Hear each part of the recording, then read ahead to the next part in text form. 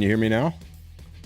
How bizarre. Just for some random reason, OBS decided to go from my, from using my mic to using my webcam. Alright. So how you guys doing? Morning, Chris. Welcome to the stream. Excellent, excellent. So anything happened last night?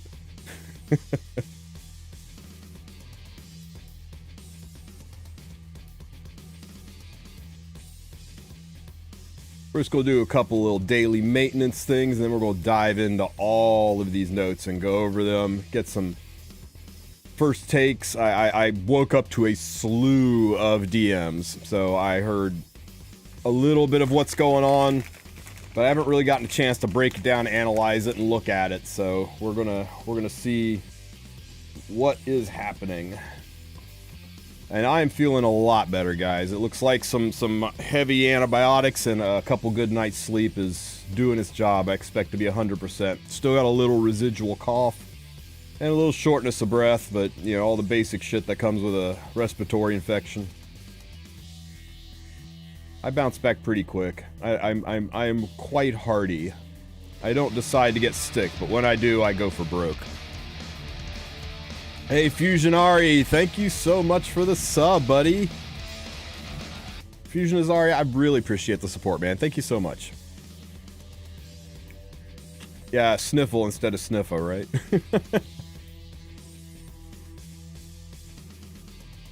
Yeah, I think that's a good take, Softflix. If they buffed her, her sales have been in the shitter. I think she did really well first day and then just bottomed out as people started to realize how rough she is running.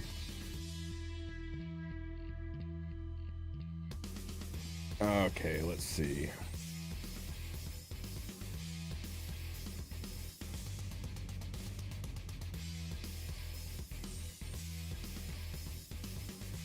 Let's go. Hey, it's the... Oh, cool. Can't complain about a red-headed wolf girl, right? I'm fighting your guild? Yikes. I hope my units are geared. I'm not actually sure. I moved some stuff around last night, and then I passed out. I got annoyed with Arena and went and played Path of Exile for a few hours, and then fell asleep at the computer. Around 4 in the morning, I thought to myself, did I re-gear my Guild War team? Ah, it'll be fine. Wait a minute. That's not the right fight. We need to send Aether to remove traps. Trap removal, guys.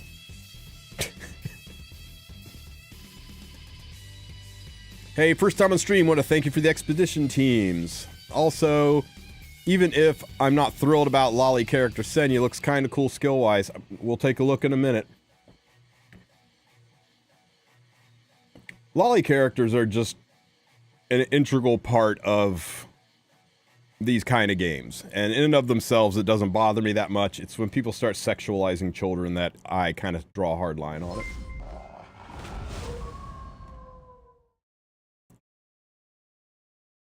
You know, there's plenty of young-looking characters in this game that you would probably card if you were a bouncer at a bar, sure. But when they're clearly children, like Frida, for example, who's specifically spelled out as being underage. Those are the kind of people that, you know, wind up with a broken nose if they get anywhere near my kids.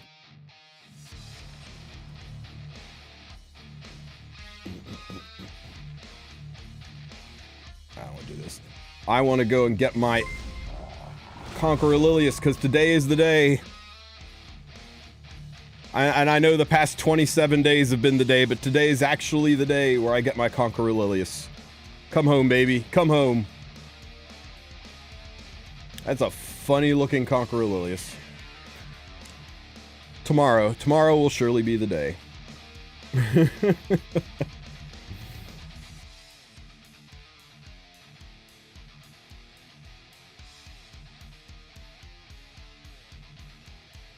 Can I just re-roll the dupes? I can, but here's the thing. If I re-roll these dupes... Hang on a second, guys. Home office is freaking out.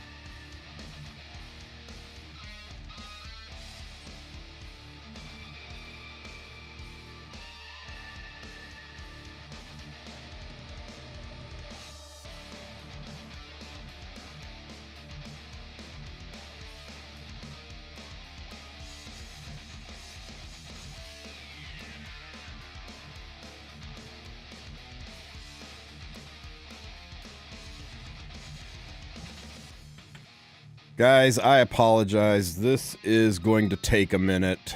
Kind of a work situation here, and I'll keep the music going, but I'm going to be AFK for like just a couple of minutes. Try to hang in there. I'll be back.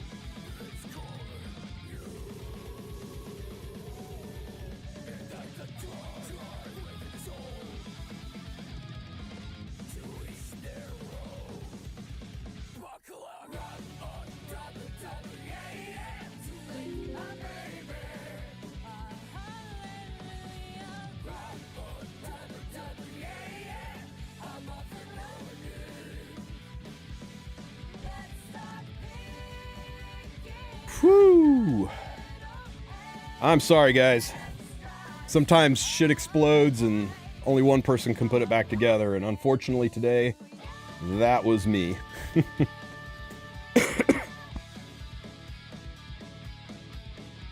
Okay, where were we? We were doing shit until people rolled in, and then work called and blew my phone up, and now it looks like everybody's here. So let's go ahead and jump right into this. So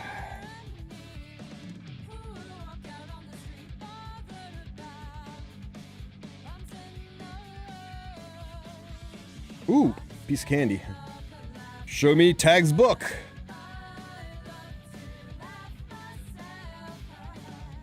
Tag's book. Oh.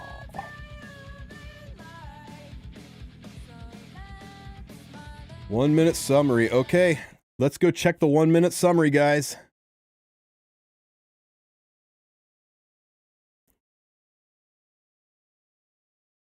It's 52 seconds. Why is the 1 minute summary 52 seconds? No, you missed nothing but me talking on the phone, romantic. We're just getting started. Okay. There's a lot to cover, so let's just go over everything a bit at a time. Extravagant things. Hey, we're getting Dark Shuri. Can you feel it? Judgment's touch, carried by the westward. Nice. New exclusive equipments for Tenebria and Wukong. Fantastic. Maybe they'll actually be good again. Oh shit, boys. Ancient Inheritance is back. Oh my god, it's over Thanksgiving week. Oh, thanks for that, Smilegate. Really appreciate it. Ugh. Okay. Time to get our exploration on. Preview skills in journal improved. Oh, good. I was just complaining about this, right? About how it was really nice that they have ways to test out the characters in other games like Star Rail and stuff, and it's kind of stinky that it just sends us to fight the sandbag. So it looks like they're actually improving this and making it a little bit better. Guys, you can finally pull Kane. Janua and Arya, though. So they're doing they're doing Janua first, and then Kane and Arya at the same time. Janua is still one of the best units, and Kane and Arya are insane. Mystic Shop rotation. Or no, this is the Mystic rotation. So after Lua is gone, we're getting Last Rider Krau, who is freaking fantastic right now.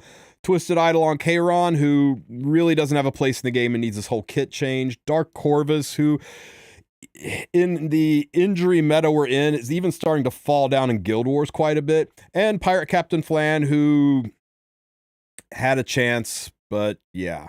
If you really want your Last Rider Krau, though, there you go. And it looks like the off banner is going to be Shuri. Not off banner, but the 4-star is going to be Shuri. Man, for people that really need Last Rider Crow, that's a good banner to go in on.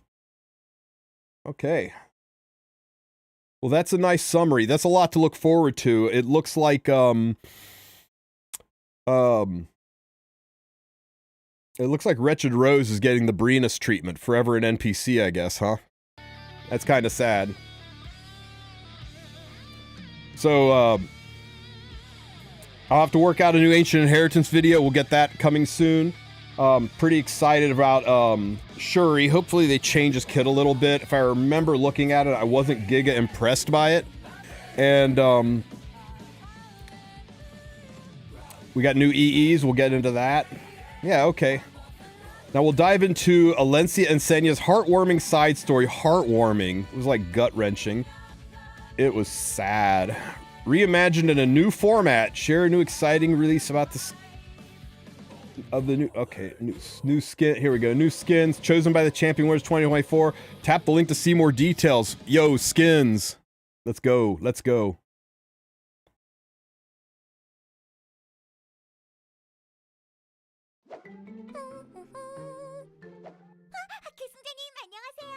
Hi there, Marilyn.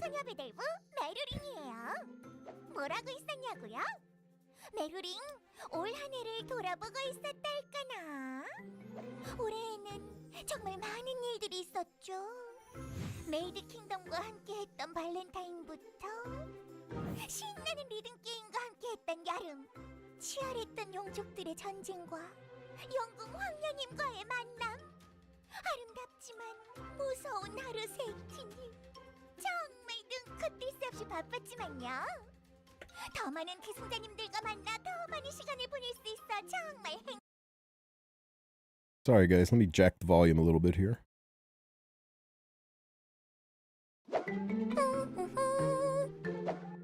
계승자님 안녕하세요. 귀여운 소녀 배달부 메루링이에요. 뭐라고 있었냐고요? 메루링 올 한 해를 돌아보고 있었달까나.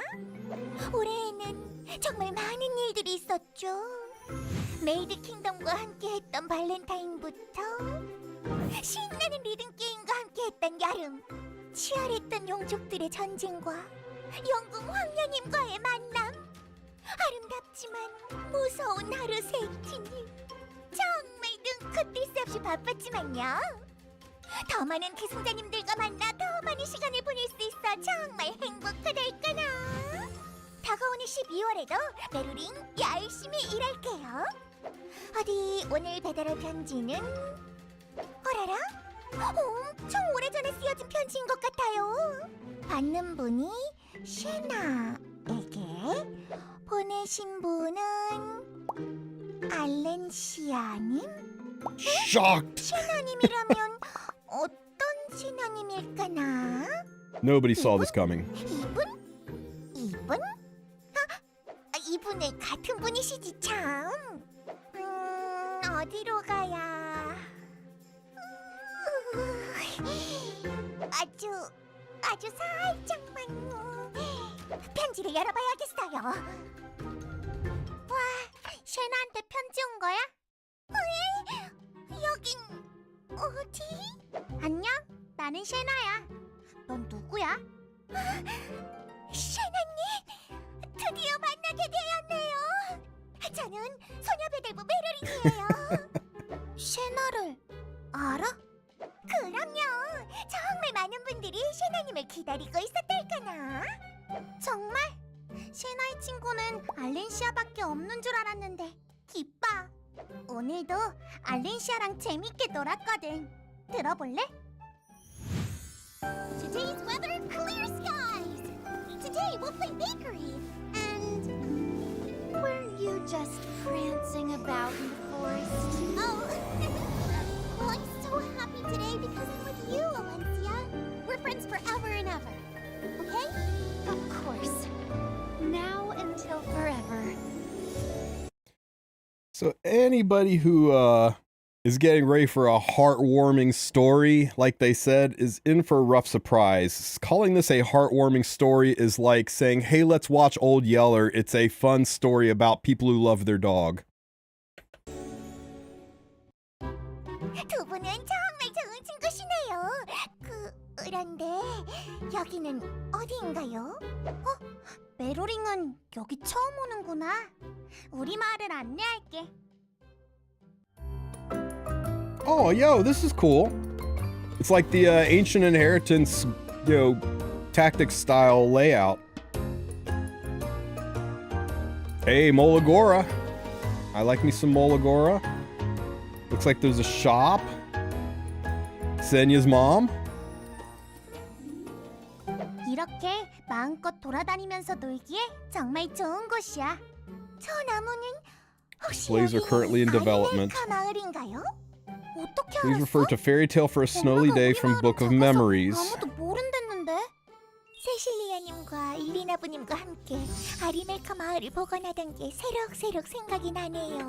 Where is our Euphine reindeer skin? I mean, that's the skin that everybody really wants, right?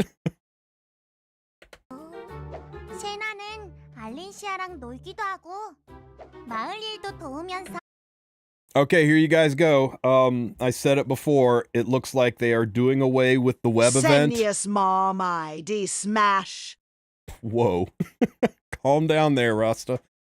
It looks like they're doing away with the web event and they're replacing it with this exchange event, and it's going to rotate based on who the new unit that they're demoing is. So I suspect you're going to be seeing this in place of the web event moving forward. 착한 일 스티커도 모아. 그러면 엄마가 이것저것 선물해 주셔. 매일매일 심부름하면 On second thought, Rasta, I'm in your camp on this one. High five, buddy. 더 착한 어린이가 될 수 있대. 오늘 심부름은 다 했으니까 같이 놀러 나가자, 메루링. There's only one thing about the web event that was kind of nicer is the web event let you sandbag the stamina, because when you collected the stamina, it went to your inbox instead of when you buy the stamina, it immediately goes into your stamina reserves. So it's a little easier to center the web event around buff events, but looks like it's more stamina, more rewards. I think it's better in just about every other way possible except not being able to hold the stamina. But for how smooth and clean it is and not having to go and find the web event constantly, I kind of like it better. I kind of agree. 밖은 위험하지 않을까요? 괜찮아. 셰나가 위험해지면 알렌시아가 도와주니까. 내 친구 알렌시아는 사실 커다란 용이다. It's true. Whenever she's in danger, Alencia swoops in to save her. Just her. 볼래? Alencia will want to hear all about this, right?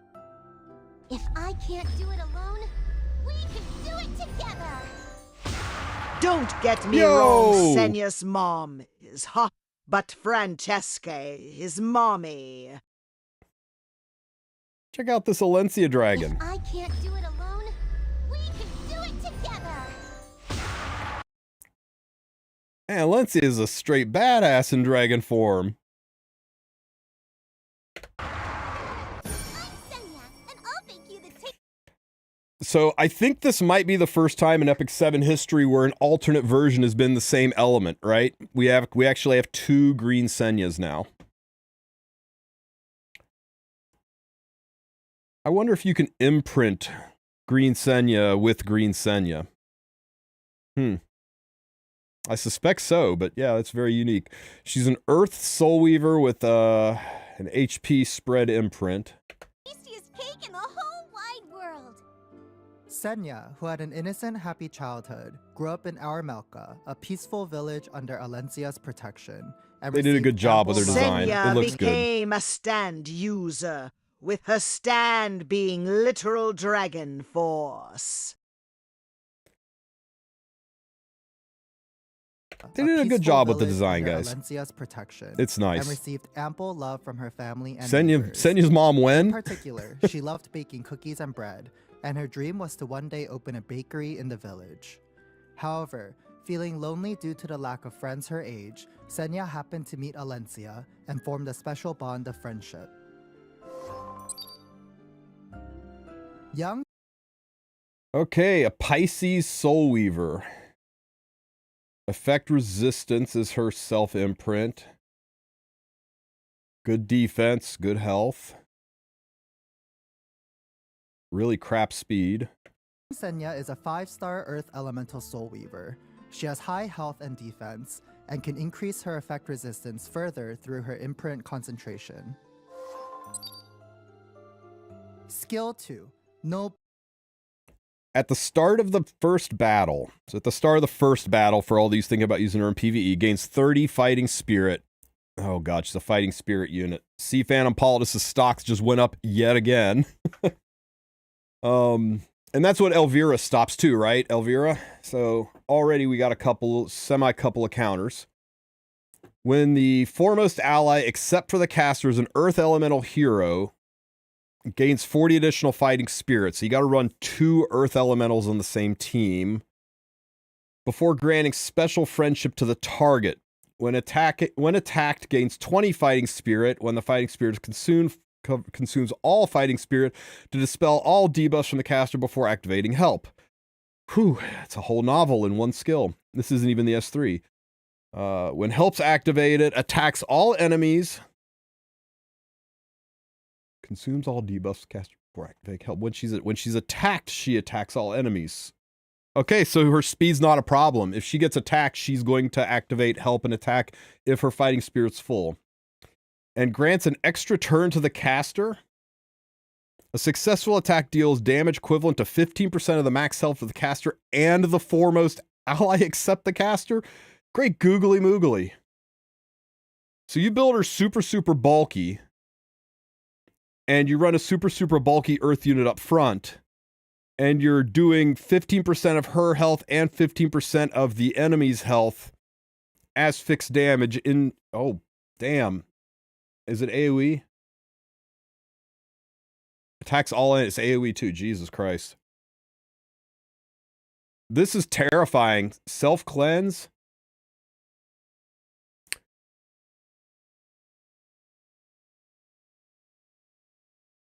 Dispels all debuffs from the caster before activating help. They nerfed Tarsetti. They did it. They actually nerfed Tarsetti.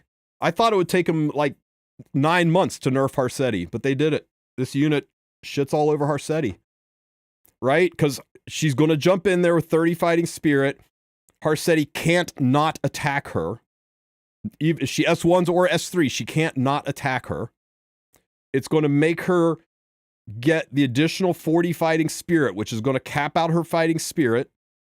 So, you know, and then she is going to activate help. She's going to cleanse all debuffs from herself, so she can't be stunned or counterblocked or anything. She's going to push up from no matter where she is on the team. And then she is going to do a nuking attack that does HP damage based on herself and the frontline unit. And then she gets an extra turn to do whatever is packed into the rest of her kit. Holy crap. Yeah, Tarsetti and Sea Phantom Politis just became best friends, guys. This also really harms any classic cleave.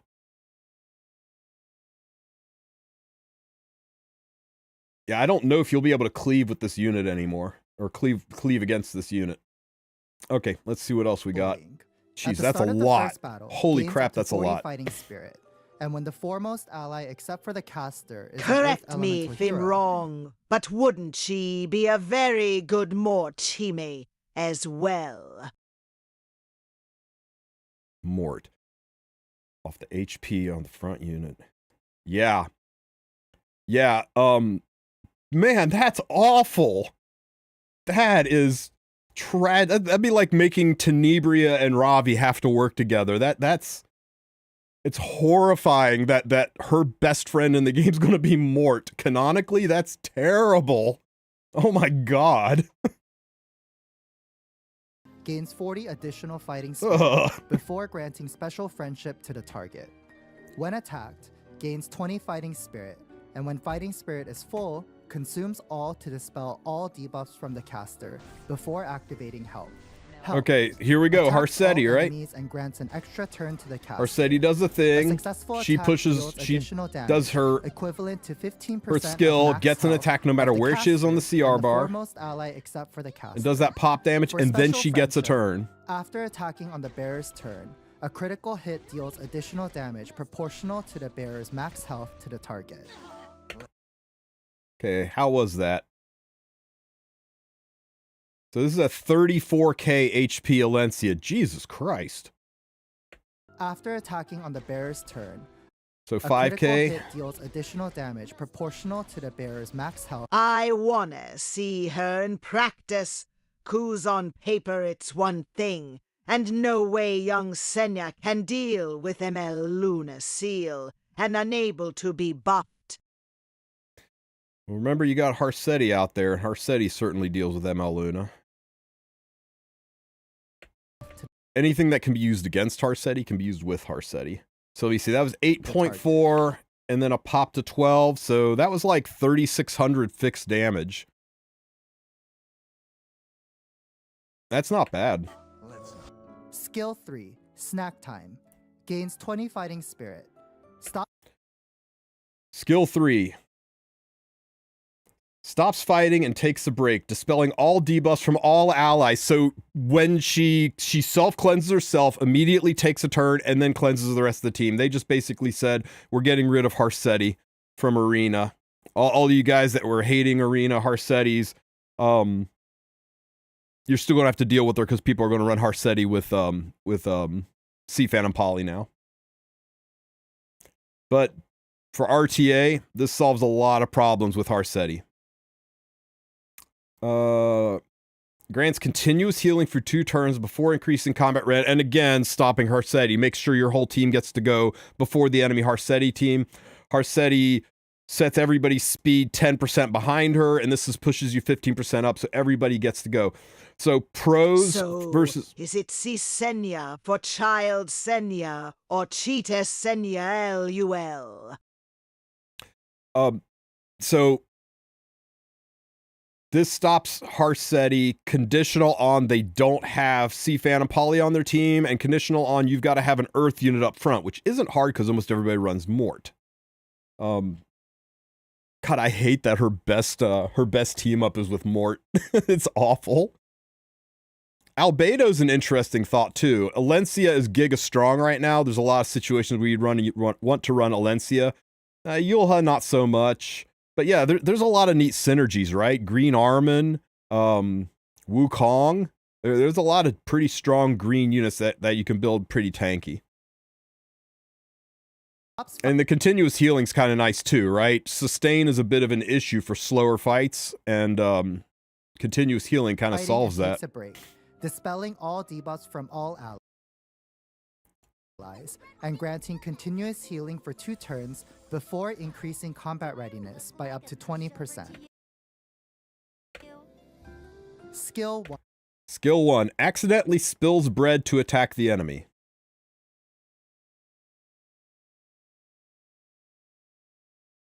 In order to attack the enemy, she accidentally spills bread.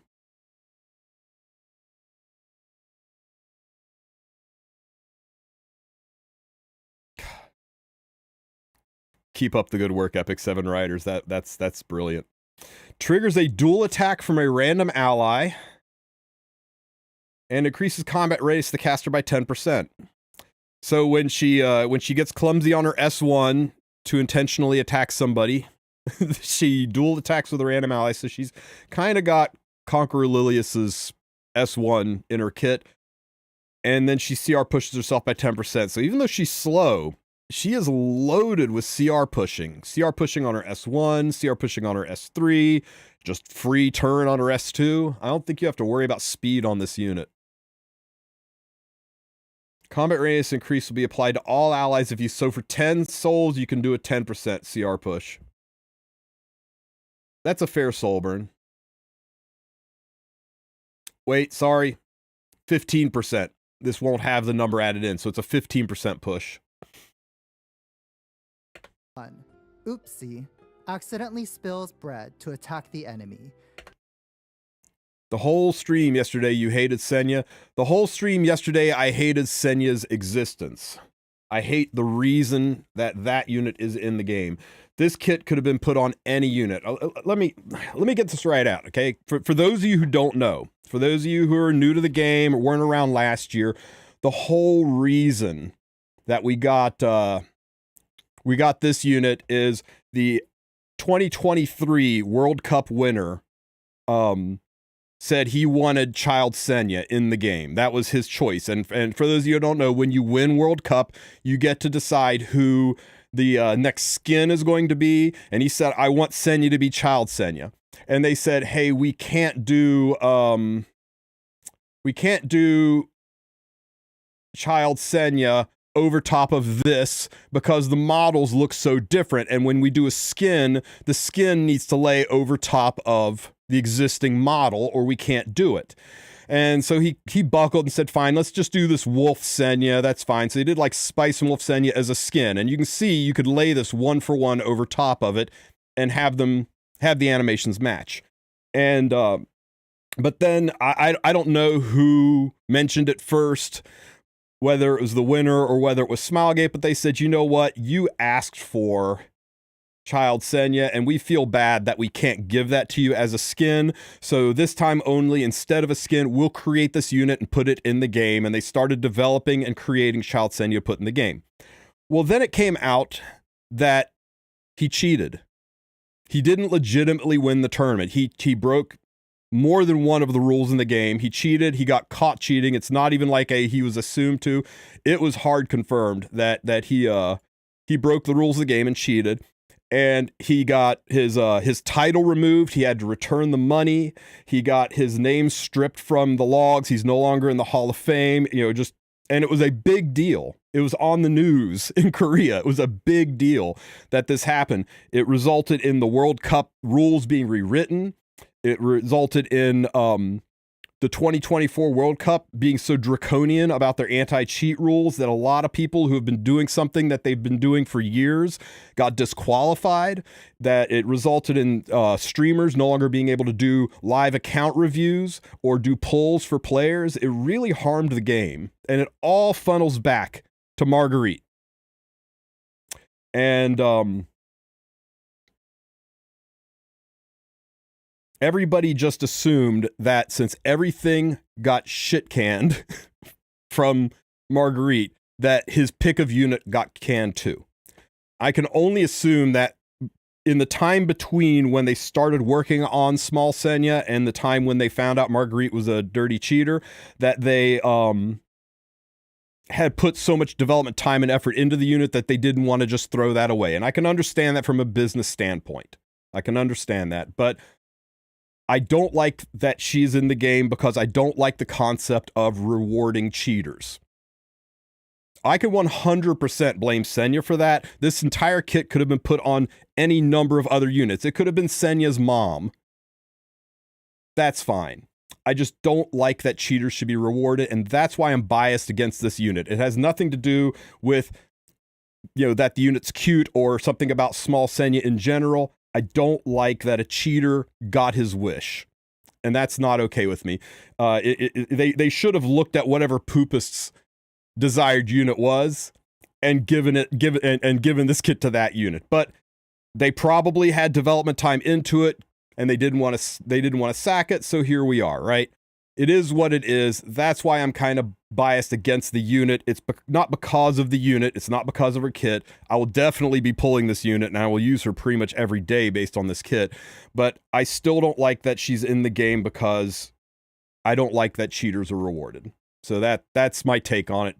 Don't read too much into my bias against it, especially if you weren't around for the Marguerite thing. It impacted a lot of people that I know, a lot of people who were casting the tournament, a lot of friends, and it severely impacted my ability to do content as a streamer, and a lot of my co-streamers or friends my compatriots' ability to do their content. It seriously impacted the community's enjoyment. It feels like you think is only cause of Marguerite.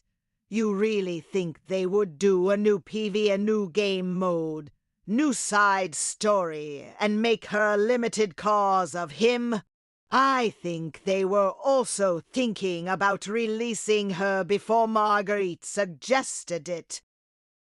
I think they had no intention of releasing her before Marguerite suggested it. I think people that are saying that are coping, but regardless, that's my take on it. Up to 15%. When 10 soul is consumed, applies the combat So readiness attack, increase attack. effect to all allies. Young Artifact, Proof of Friendship. Increases the health of the caster and the foremost ally by 10%. Holy shit. Wow. And at the end of the turn has a chance to increase the combat race of the foremost ally. So when she S1s, she self-pushes herself by 15%, and with this artifact, it pushes... Oh my god, this is crazy.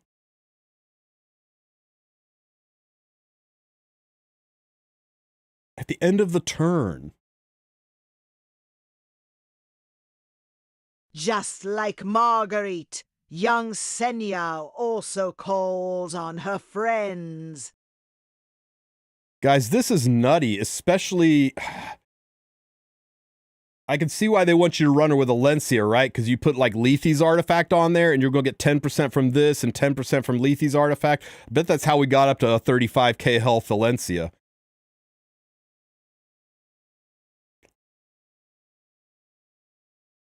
This is mind-bogglingly good. And it's a whale artifact, of course.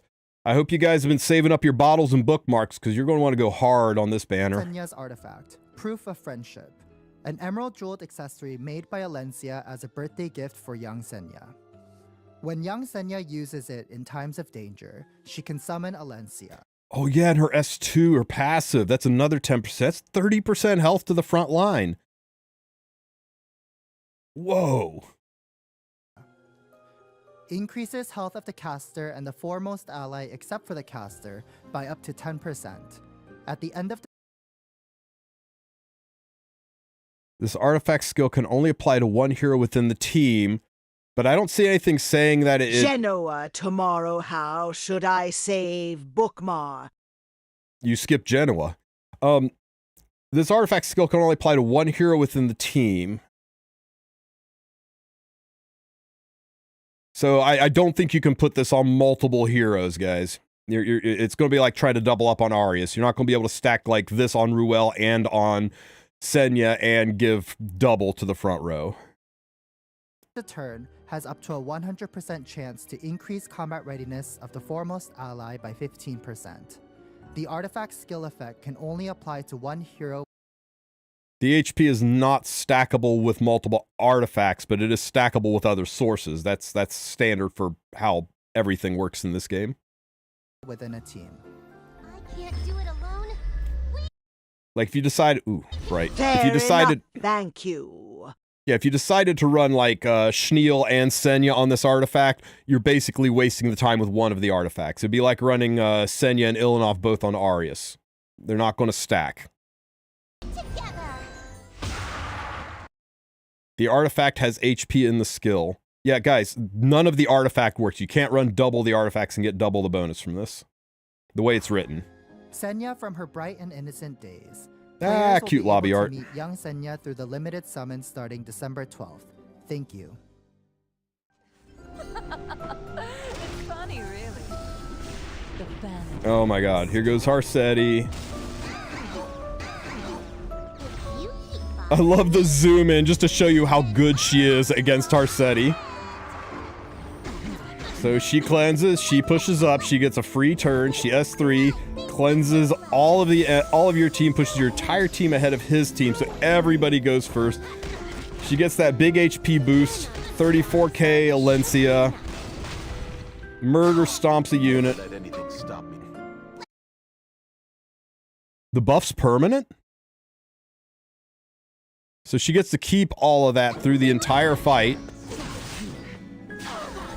Do I look like Wow. a pushover to you? The buff's permanent, which even being a green unit, the pop damage is going to happen on a miss, so this should still kill. Now they glitched it out, but she did took the pop damage. Or did take the pop damage. 젤나랑 알렌시아 엄청 멋있지? I don't often say this, guys, but this is a must-pull unit. This is a must-pull unit if you want to compete in any aspect of PvP in this game. RTA, Guild Wars, Arena. If any of those things matter to you, this is a must-pull unit. This is what you've been saving your bookmarks for. You have to get this unit. Or else you just go get run over by Senya Harcetis. with her arty, and now Lencia with Letharty WTF. Why is she a must-pull? Have you fought against Harcetti? 그러니까 이제 셰나랑 같이 알렌시아를 만나러 가자. Let's go over some negatives real quick. She's elemental. And will she be good against Cleave? I think she hard counters Cleave. She hard counters Harcetti, and she hard counters almost every form of Cleave out there. People are using Briarwitch Aceria to Cleave. People are using Rand to Cleave. People that are using Peyra to Cleave, which are the most common kinds of Cleaves. Yeah. Single target Cleave is about the only kind of Cleave that's left. But let's go to the negatives. She's elemental, which right off the bat gives you a little bit of a disadvantage, especially in RTA. And she is she has to be run with a green unit, which means if you throw her up in your pick early, you're letting your enemy know that you're dedicating yourself to having at least 2 other green units in your draft, right? Because one of them will probably get banned, and then she doesn't have a green unit in the front. And once you pick 3 green units, they could probably start going heavy on you with fire units. So that's a little bit of a problem. So I don't think she's going to be first pickable, but if they slam... also a Cleave unit. Counter extra, give Eps, make her proc. Yeah, that's true, because remember, anything that can be used against Cleave will be used by Cleave. So, yeah, there's a lot of interactions, but I think that's her biggest negative is she requires a very mono-element-centric team to work, and that can be easily countered by picking the opposite element to that. 셰나님, 사실 Is young Senya limited? They haven't said so yet, but 100% she's limited. 메로링 알렌시아님의 편지를 가져왔어요. 이걸 전해드리는 게 Ooh, neat idea, Zeef. 메로링이니까요. Fumir might slot in there well. 알렌시아가? 그럼 메로링이 읽어줘. 알겠어요. 셰나에게 이제 정말 마지막이구나. 어디에 있어도 아프지 말거라. 나쁜 건 이곳에 다 두고 I don't know if I can watch this part, guys. 몸도 마음도 행복한 곳에서 그저 편안하기만 하거라. 꼭 그래야만 한다. Heartwarming. 알렌시아, 이리 와. Okay, good. They didn't do it. They didn't do it. 촛불을 끄면서 소원을 빌면 꼭 이루어진다는 얘기도 있잖아. The cake is a lie.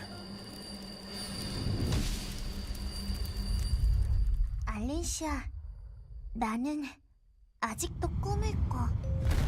Oh my god, they're doing it. The trauma. 맑은 하늘은 회색빛으로 덮이고 내가 사랑하던 황급빛 들판은 Oh my god. 가득한 광경을 봐. I'm not crying, you're crying. 알고 있었어.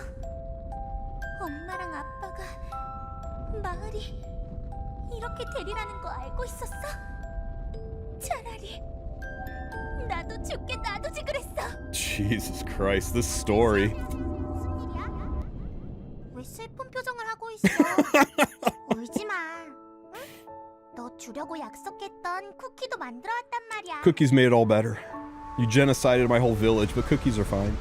알렌시아, 나는 아직도 꿈을 꿔. 같이 라즈베리 파이를 굽던 날처럼. 그날 따뜻한 들판에서 같이 웃었을 때처럼. 우리가 좀 더 솔직했더라면 어땠을까? 그랬더라면. 알렌시아, 내가 했던 나쁜 말은 다 잊어버려줘. 알겠지? Aww. 꼭 행복해야 돼. Jesus Christ. Okay, Heartwarming, yeah. I still find it incredibly messed up that,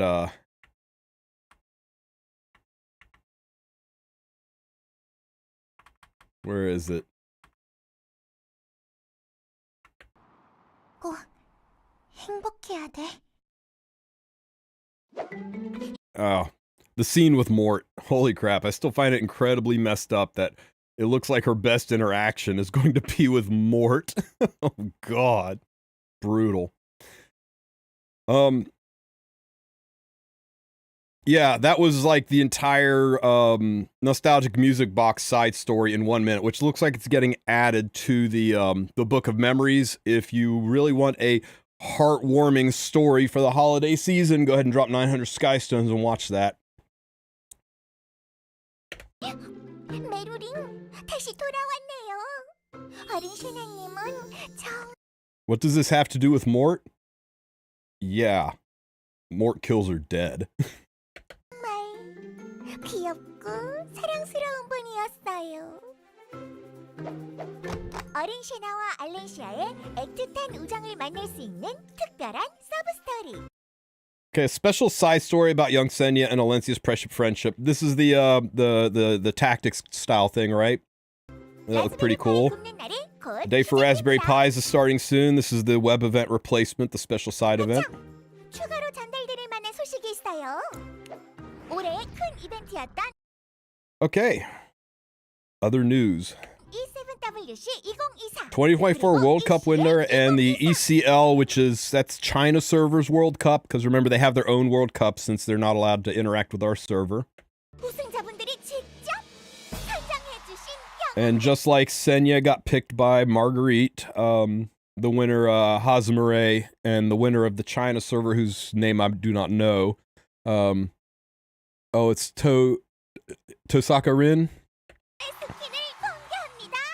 So Hazumare and Tosaka Rin. So this is Ravi, right? This is Hazumare. I know he wanted a white-haired Ravi. So it looks like we've got a Zero Defect City cyberpunk Ravi. Short white hair, all cybered out. Of all the Ravi skins and looks, I think this is the best. I really like this. I think they knocked it out of the park. Yeah, that's really good. And this is Tosaka Rin's choice for ECL. Who the hell? Oh, it's Polydus. Right? The two kids? Yeah, it's Polydus. This is really good. I really like this. Yeah, Fire Polydus. Damn, look at this. It's beautiful. And this is great because Polydus is like always going to be in the game, right? Her kit is too strong. She's been in the game ever since her release and has, not been the top of the meta, but has always been involved in some way, shape, or form. And now she's just going to look better. I dig this.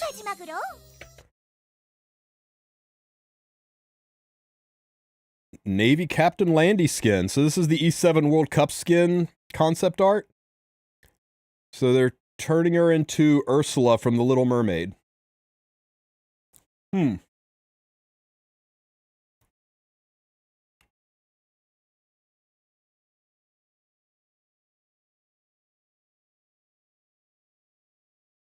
I'm not so sure. The color palette's really, really muted, and I've always kind of hated that with RTA skins recently, that they've gone to a muted color palette. The aesthetic is really, really good.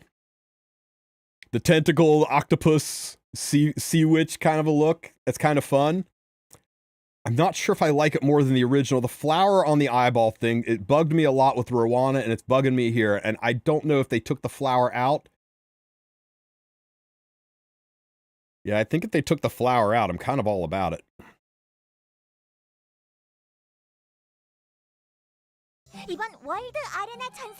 It's flan, not candy.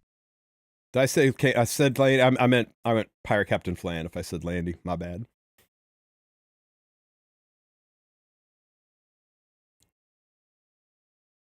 making a chair out of her own tentacles.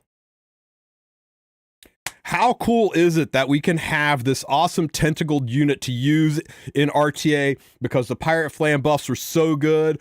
I mean, isn't it great that we can have a defense break on our S1 that can, like, we can set things up like, I don't know. Maybe we run her with a certain limited unit that dual attacks into those defense breaks. Isn't it great that we have such an amazing amount of control? Oh, wait, they cancel her buffs. Good job, Stove. Well, we got a really nice skin for a unit that nobody can use.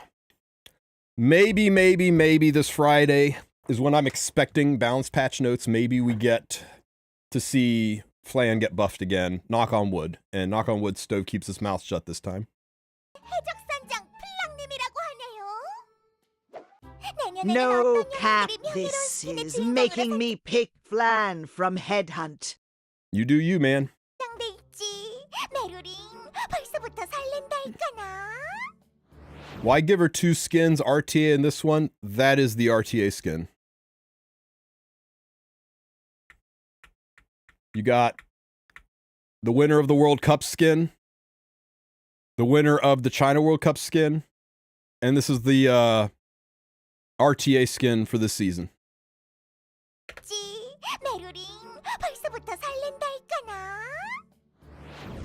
한 해의 행복한 마무리를 위해 메루링의 선물이 빠질 수 없겠죠. Yay, special gifts. I like special gifts. 연말을 기념하는 특별한 Oh. 출석판과 Well, stuff. Free stuff, free stuff. 환소. 착한 일을 열심히 한 크리스마스 특별. Fire Poli is about to having fun with this skin on the lore in E7. And along with the Winter Holiday Special Exchange coming soon. Okay. 환소. 착한 일을 열심히 하는 계승자님에게는 Do we need to buy for both Ravi and Politis skin? How did they handle it last time? They'll spread them out a little bit for sure, but the World Cup skins have always come through battle passes, right? Yeah, they'll probably be through battle passes. Through epic pass events where you can spend like 800 sky or 900 sky stones to get the battle pass and another 600 sky stones or something to get the second half of the battle pass, things like that. They will probably spread them out across 2 different battle passes. Probably we'll get the Ravi skin first, and then later we'll get the Politis skin, because I think that's how the rotations ended for them. And then, of course, you get the Flan skin for... Watch the Fire Poly skin be only for the China server. 0% chance of that happening. If Smilegate's making the asset, they're going to sell it to all the servers.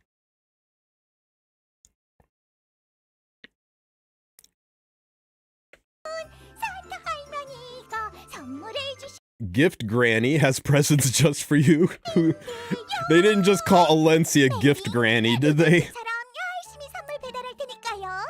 12월도 에픽7과 함께 해주실 거죠? 메루링이 지금 바로 인게임 우편으로 Everyone has just dropped this into your mailbox, so check your mailbox.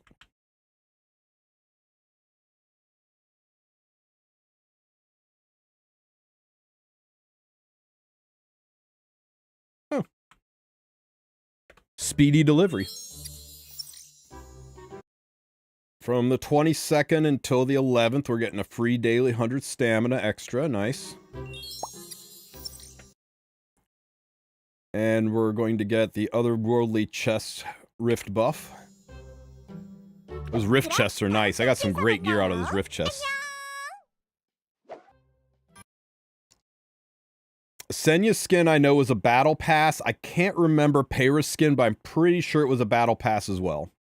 So there'll be separate battle passes spaced out. 쉐나 꼭 만나러 와야 해요. 쉐나가 세상에서 제일 재밌는 시간을 선물해 줄게요. Yeah, they were both battle passes. 쉐나랑 알렌시아랑 재밌게 놀아봐요. So Senya's coming December 12th. That's a ways away, guys. What are we gonna do until... I guess we got Ancient Inheritance to do until December 12th.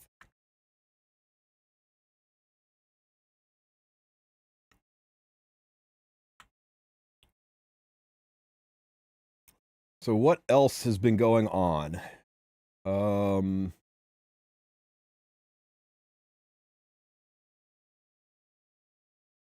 Moon Luna pre-order figurine schedule.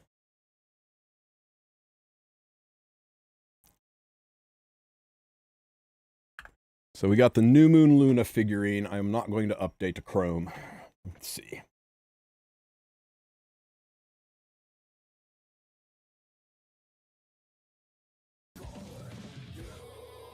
Okay, so great googly moogly. Wow.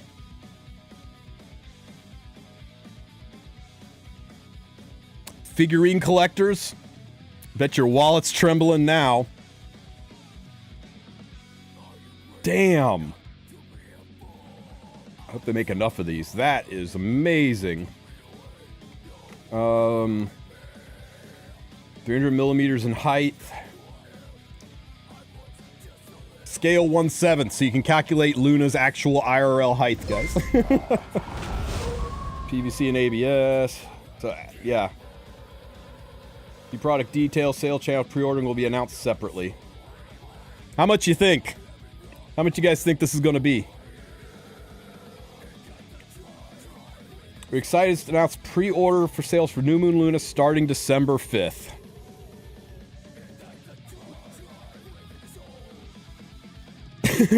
People guessing anywhere from $100 to $3 million. We'll see, guys. That looks pretty good.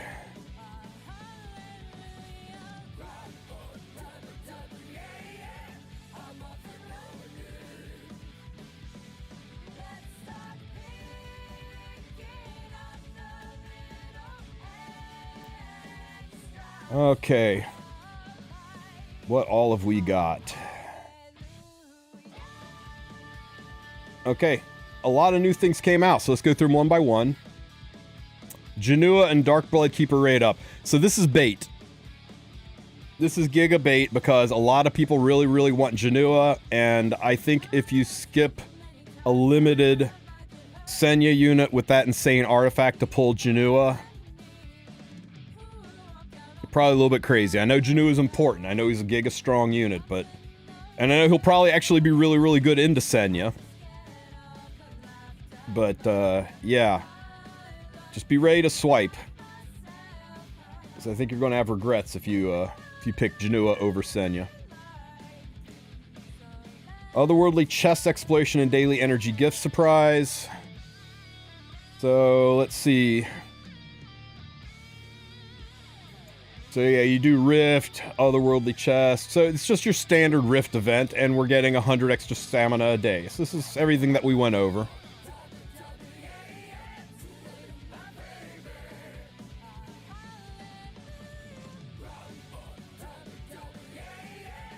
Hellion Lua Balance Adjustment Preview. Hello, Epic 7. We would like to inform you that the 5-star Moonlight hero Hellion Lua will undergo a balance adjustment. Well, I guess everybody stopped pulling on her, and Smilegate realized that she wasn't living up to expectations. I guess, let's see what they do to her, right? Because it's not that Lua was bad. She was just kind of balanced. And kind of balanced doesn't cut it swimming in a world in a sea of monsters. So I guess they decided she needed a little nudge to bring her into the meta. Designed as a high-speed hero with versatile unit. Her skill, Lua's Challenge, can provoke enemies, limiting their turn action with powerful effects, combat readiness. Yes, we know all of this. However, her passive skill, Lua's Squad, can considerably less effective against heroes that limit counterattacks. It was kind of funny that they released her right into her strongest counter, the Great Mortelix. And if the provoked effect from Lua's Challenge fails, her overall impact is noticeably diminished. Yeah, to say the least. Following her release, heirs voiced their concerns about her usability. Really read into this. They listen to us when we're not happy about units. When we say it's not good enough or it's too good, they listen. Sometimes they listen too well. So be really careful. If you see people saying something that you disagree with, comment and give an alternate voice. Because if you remain silent, things like what happened with Pirate Flan happen. If you're sitting here saying, well, I thought she was fine, or I thought the buff was too good, and you didn't say anything, then you're part of the problem of the reason you let the vocal minority make changes in this game. Because it's very clear that Smilegate listens to the community and is trying to mold their game around the feedback that they're getting. Data analysis also confirmed that her performance fell off short of design intentions, so they aren't just basing it off of the community's voices. They're taking those voices... Smilegate is like programming. They take wording extremely literal. They do, but it's clear that they're not just listening to the community's voices, that they're actually reviewing data and testing it on their end to confirm before they make a call one way or the other. So it's nice that they're not just like saying, oh, a handful of people on Stove said it was bad, so we're canning it now. I think they learned from the Pirate Flan fiasco that they need to like look at it on their end too and not just take knee-jerk reactions. In light of this, we're implementing a balance adjustment of Hero Lua. We apologize for the inconvenience, understand. So it's rare that they buff or adjust a unit while the banner is still live. That's usually an indicator that the unit is underperforming on sales. And I'm pretty sure just about everybody has stopped pulling on Lua who hasn't already pulled her. So they're adjusting the probability and number of turns based on skill cooldown. Okay, let's see what they did. Oh my. So they're lowering the amount of souls you get, but they're dropping her skill cooldown from 4 turns to 3 turns.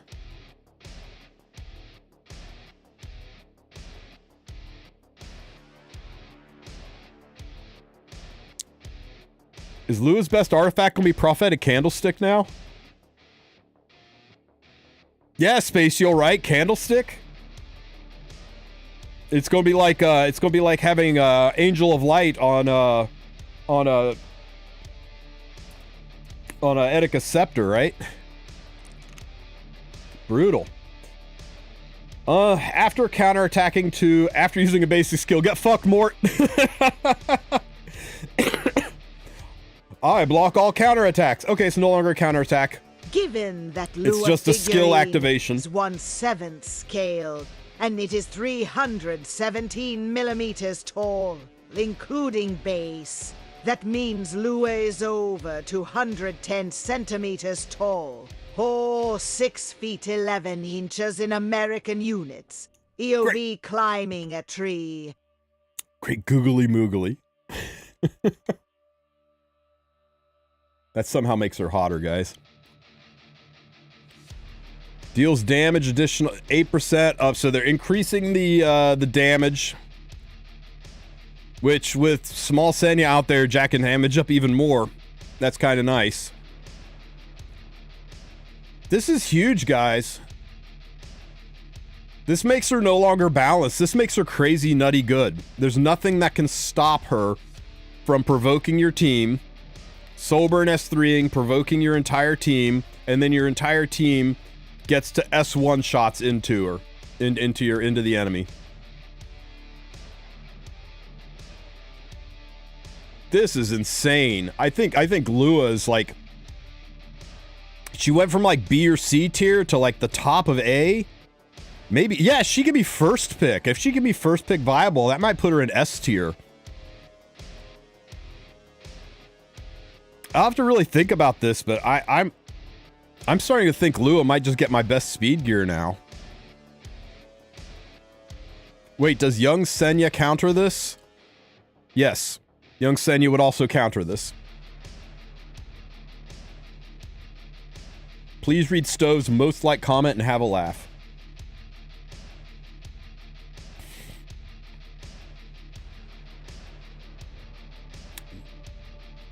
Pardon me a moment.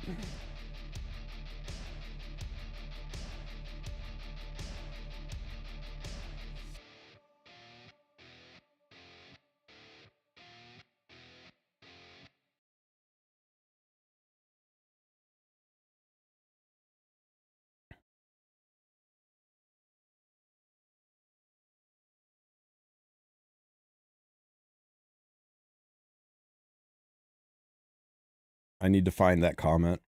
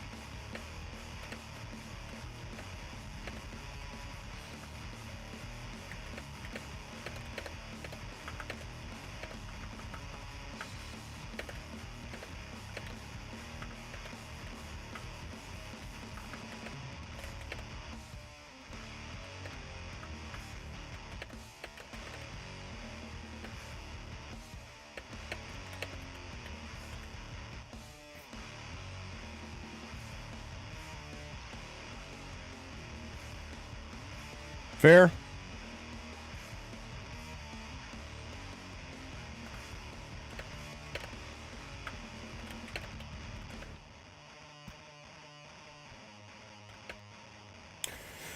Let's look at his reasons. You need to be turn 1.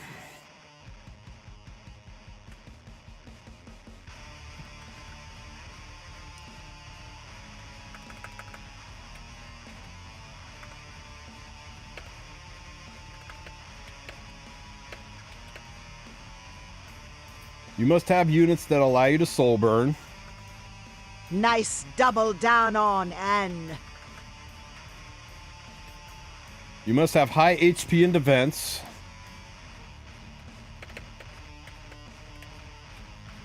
Enemy can't have turn 1 a Tywin.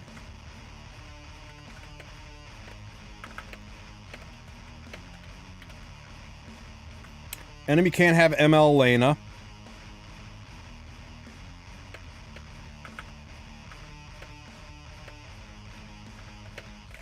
For real, how does Astromancer Elena stop this? Oh, she stops extra attacks, right?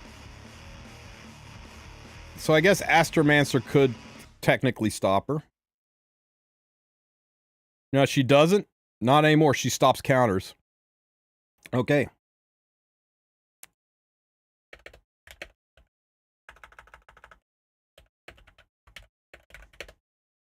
Shit. Unfair. Okay, you know what?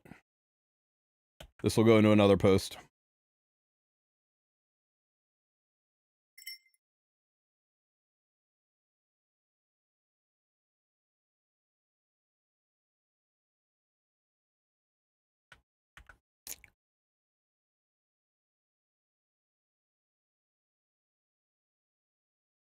Jeez, this guy just went on and on, didn't he?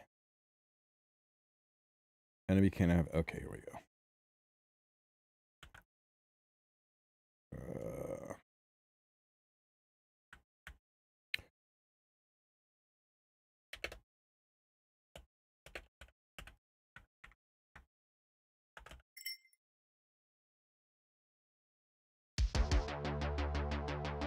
Whoa, that's loud. Sorry, guys. Enemy can't have Sweet Miracle. Okay. Enemy can't have Celine.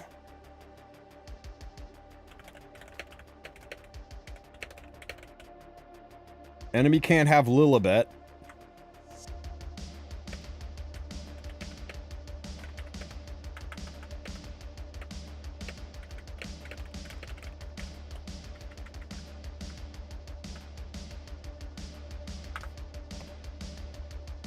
Enemy can't have ML Senya.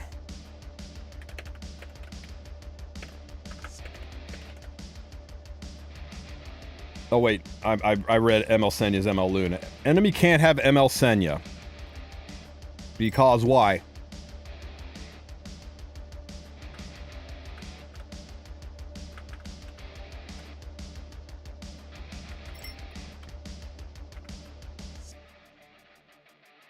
Enemy can't have Lilius.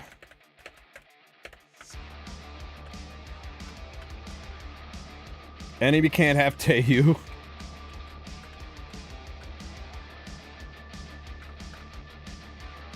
Only matter if the first 8 is back. Wait, better than...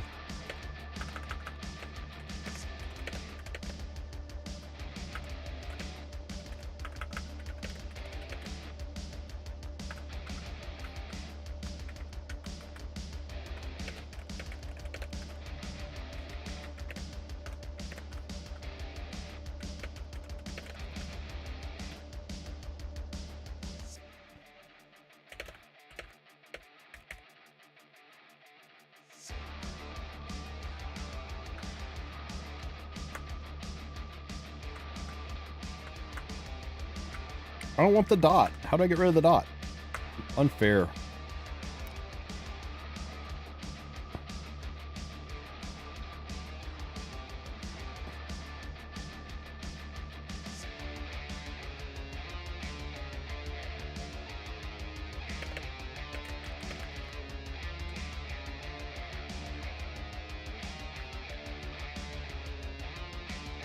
Enemy can't have ML Luna.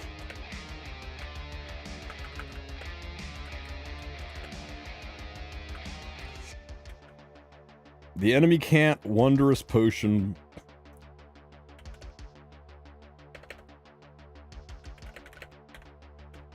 The enemy can't have a turn 1 DDR. No one runs turn 1 DDR. On this meter, it's good to have counter specs.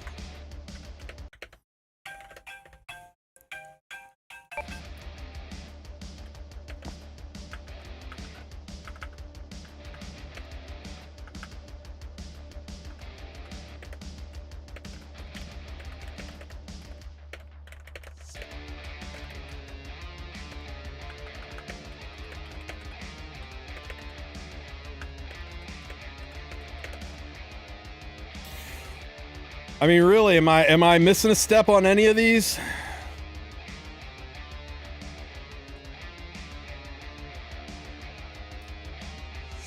Other than my abysmal spelling?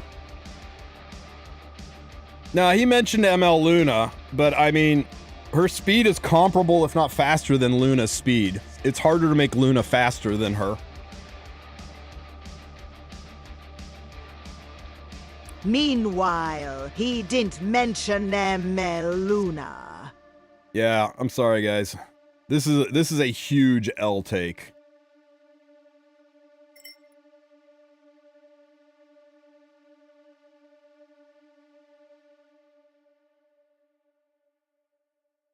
Okay, buddy, she counters. That's not terrible.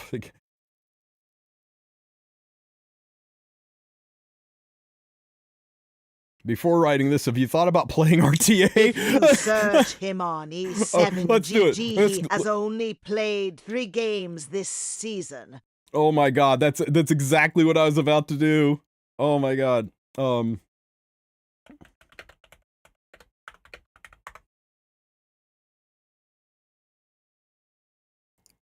Mercedes Nuts. Okay, I kind of like that name.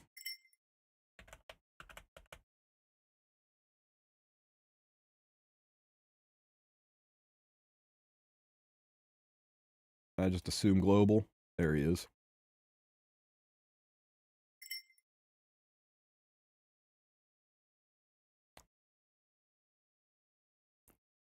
Let's be fair. Let's look at last season. He did play 167 games with a decent win rate last season, though. Muluaba is not an extra. Axo Mort still counter. It's just the challenge and proc without having to counter.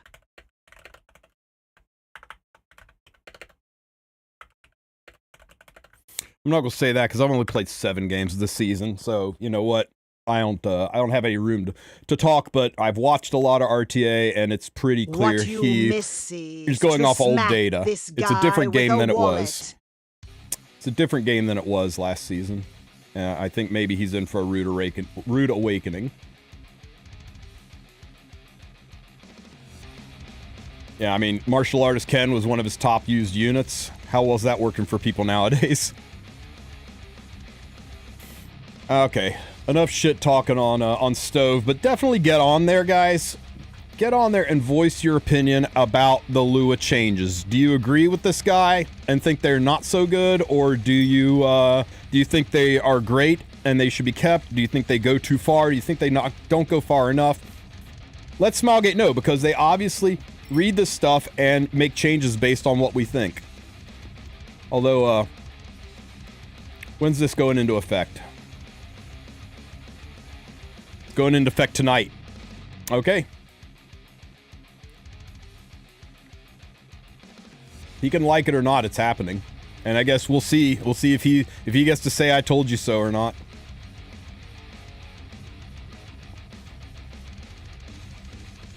I want the P-Flan changes to come back. I want P-Flan to be buffed. I'm actually not sure I want the P-Flan changes, the original ones. I think if you think about what P-Flan could do with that defense break with Koi Flan on the same team, I think it would be terrifying. I'm not sure I want that in my life. Content update. Wait a minute. Wait. Do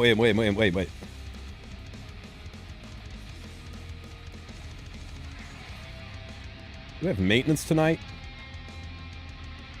Oh shit, guys, we got maintenance tonight? Look at that. I guess we're podcasting.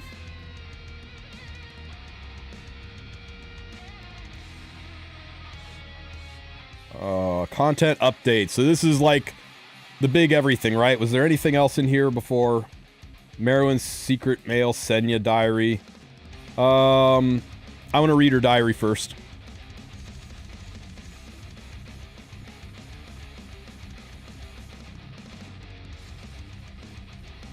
Did we watch this already? Let's see if we watched this already. 교수님 안녕하세요. 귀여운 소녀배 대부 Yeah, we already watched this. 뭐라고 있었냐? We already watched this. Day for Raspberry Pi. Do we watch this? Today's weather, clear skies. Today we'll play bakery. And were you just prancing about in the forest? Oh, well, I'm so happy. Nope. I'm not crying. You're crying. Not watching it again. Okay, yeah, we already covered all this. Okay, content update.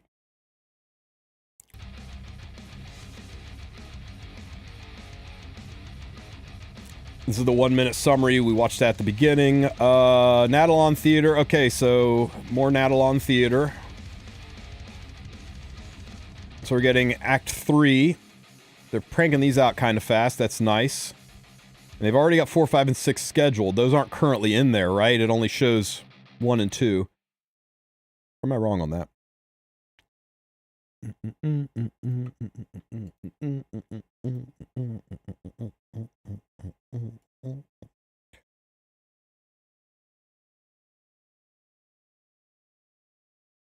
Yeah. So they're loading out that we're getting a we're going to get 6 whole acts of season 1.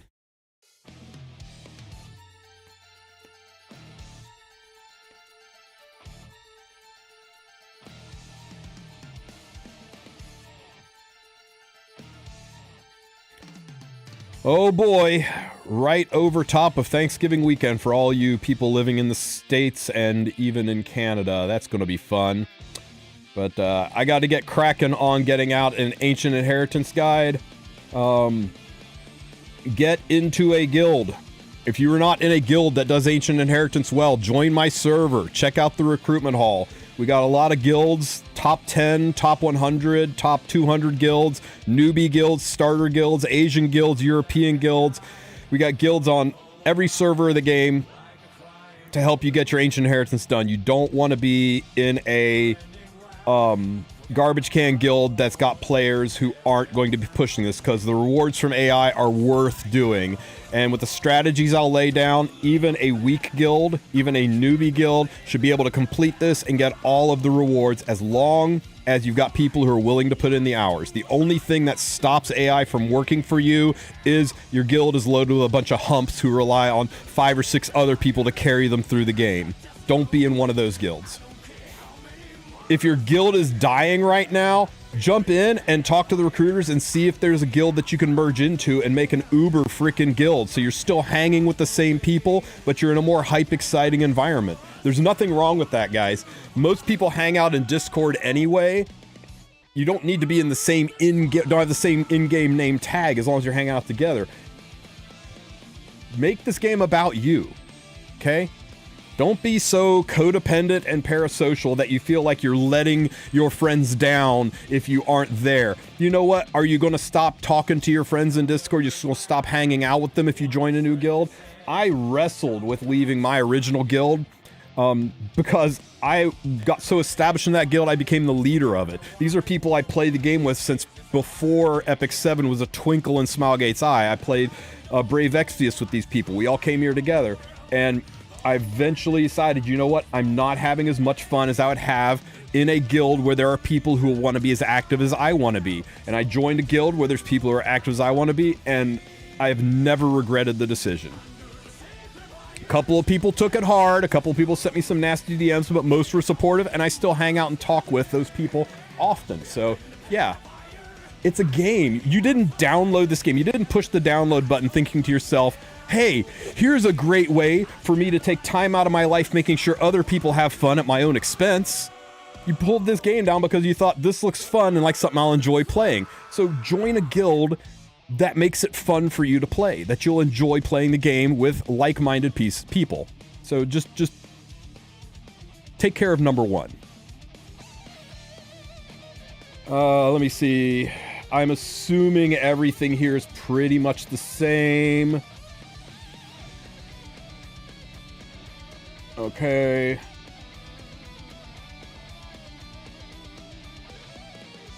Looks pretty much the same. Our set. Injury set. There are a couple of units that like injury sets, so I guess this isn't terrible, but injury and defense. It looks like the gear sets are injury set and defense set, which aren't the most pog sets in the game, but hey, at least you know that's really high-end stuff, and you don't have to farm Katie's to get an injury set, right? Injury is still really good on Alencia. Some people are running it on Harsetti. I'm starting to warm up to injury Harsetti, but yeah, there's some places for it. We got Janu. Oh, new exclusive equipments for Wukong and Fairy Tale Tenebria. Fairy Tale Tenebria. Okay. Effectiveness is weird. One of her biggest issues is she doesn't take turn first, but I'm wondering if speed on her would have made her too oppressive. Yeah, I don't know. I think this really needed to be a speedy E to make her really be meta again. But let's see what it does. Increases one pair's chance to redirect provoke by 25%. Nice. Grants a barrier to the ally with the highest max health for 2 turns when using Tea Party. Barrier strength proportional to the target's max health, which is nice.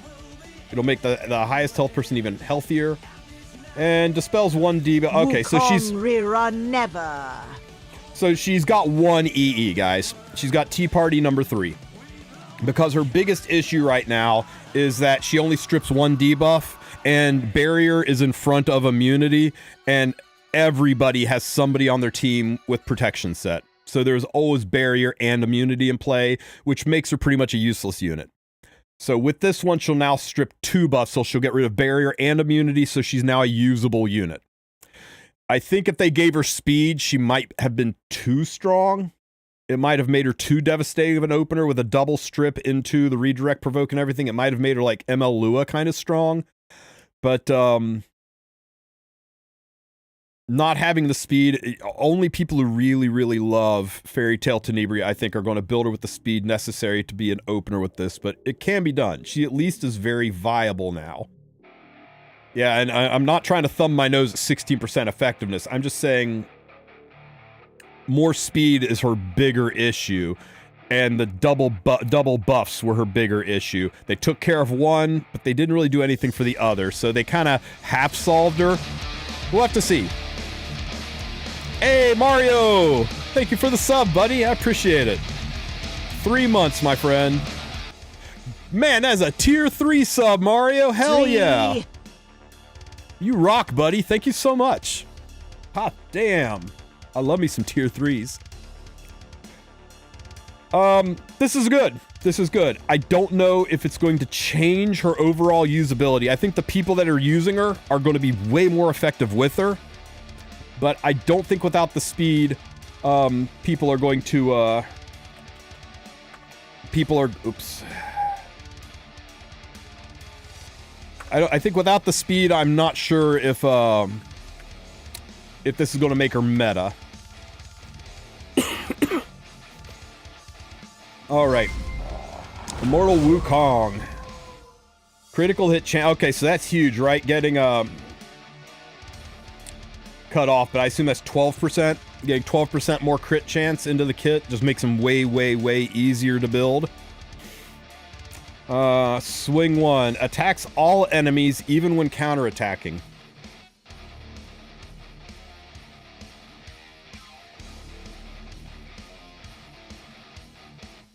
Does anybody build this guy on counter? I've never in my life seen a counter Wukong. But you know what this would work with? Lua. Yeah, username, you got it. So when he does the thing with Lua, he will now do an AoE attack, which if you've got units that activate off of AoE attacks, I don't know, Summertime Asaria? Guys, there's so much crazy synergy that's going to come with Lua and some of the other units. Can dual attack AoE now too? This number 1 EE might be it. I think not even putting him on counter set. I think this number 1 might be it. So the other ones. Amplifies critical hit resistance and penetration by the one by 10%. Only 10? That gets him up to what, 80% total?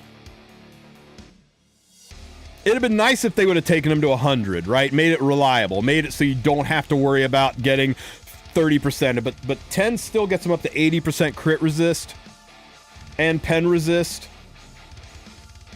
That's pretty good.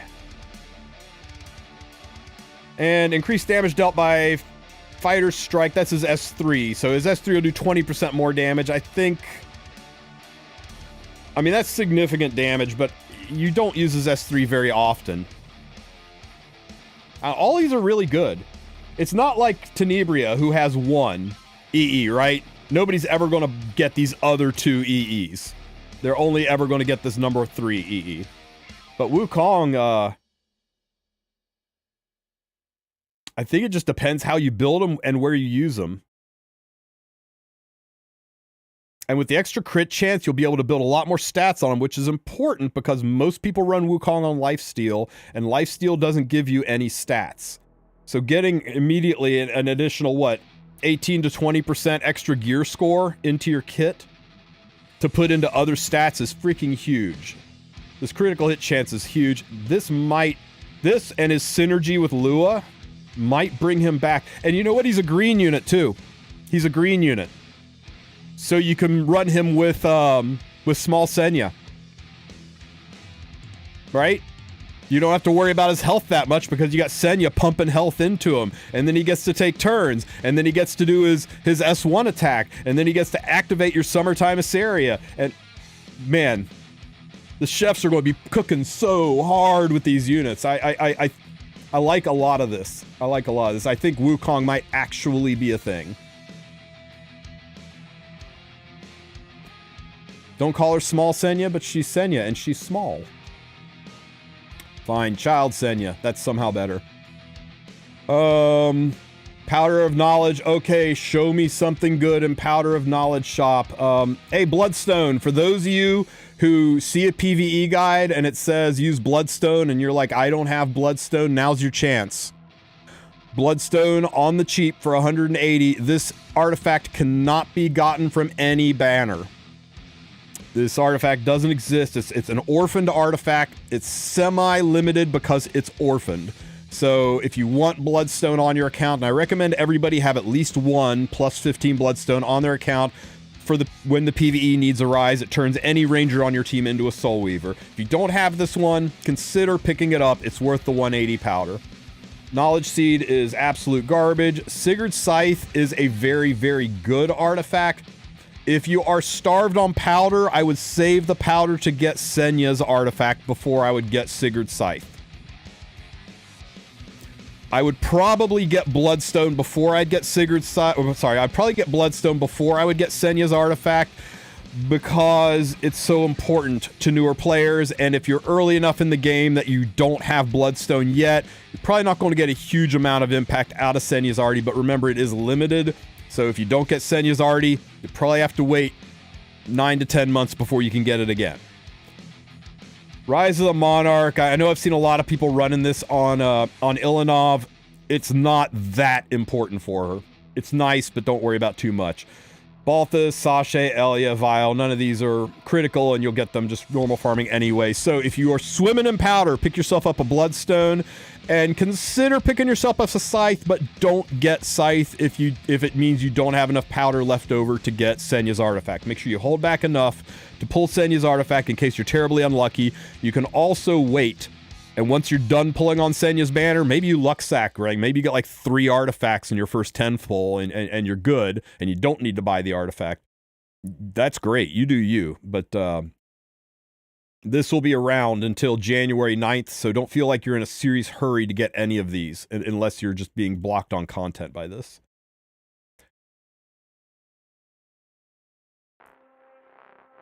Schedule adjustments on Rift. What are they doing with Rift? Previous announced Rift would end on the 29th. However, the end date has now been rescheduled to the 1st, so they're taking a whole ass month of Rift away from us.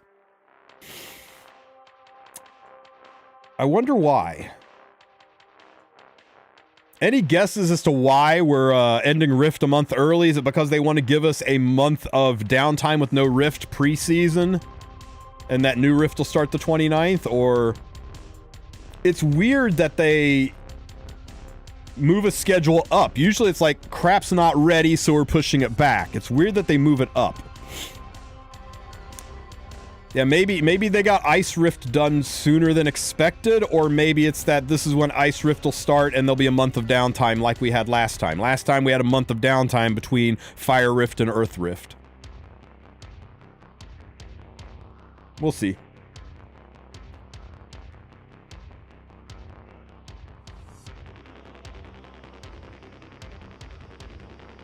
You think they delay with previous Rift? All good news and all.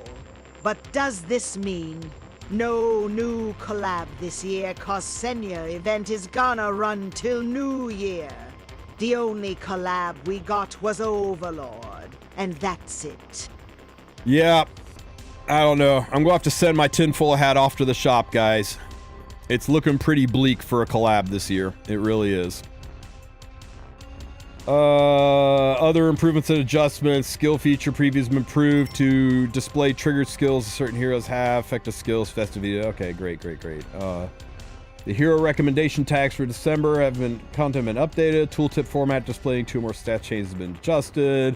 Description regarding additional fixed damage based on hit success after skills been standardized. No functional change. 5-star specimen says equipped with exclusive equipment has been adjusted to prioritize attacking asleep enemies in auto battle. Nice. Fixed an issue where no system message was displayed when moving artifacts. Improved stat. Added a penguin slider. I'm kidding. God, I wish. Portrait positioning in the summon UI for 5-star Chenille has been adjusted. Portrait positioning for the summon UI. I wonder if that's do you guys remember summoning Urban Shadow Shu? There was the best glitch ever. Let me find it.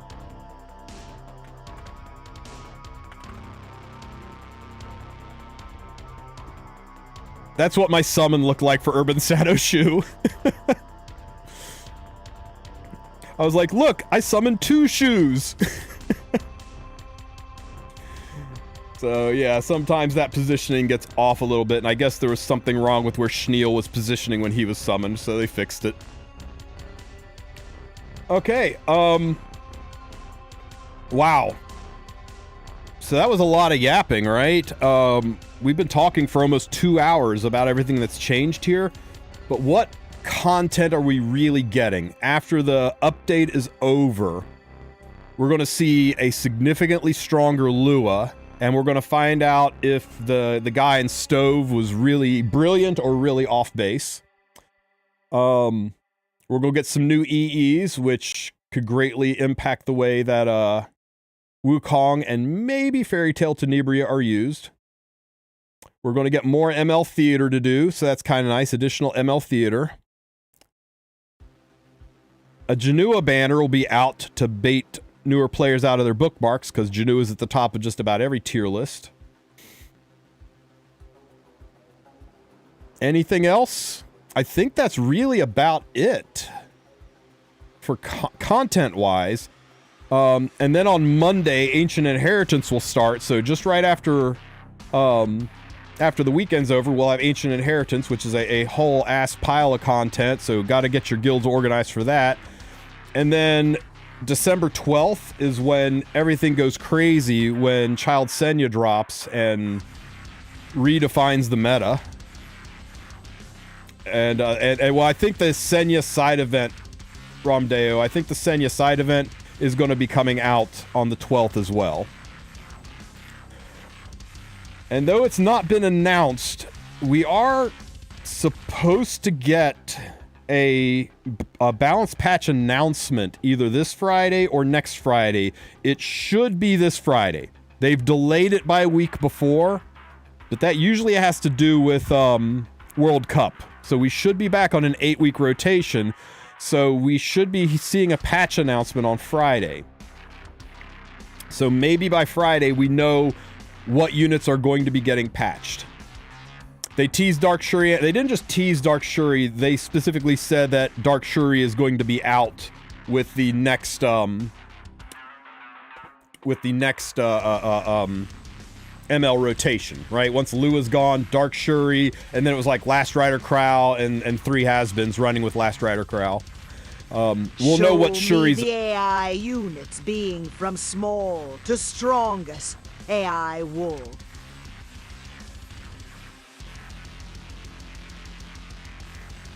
That is a whole ass video that I'll have to make, Spacial.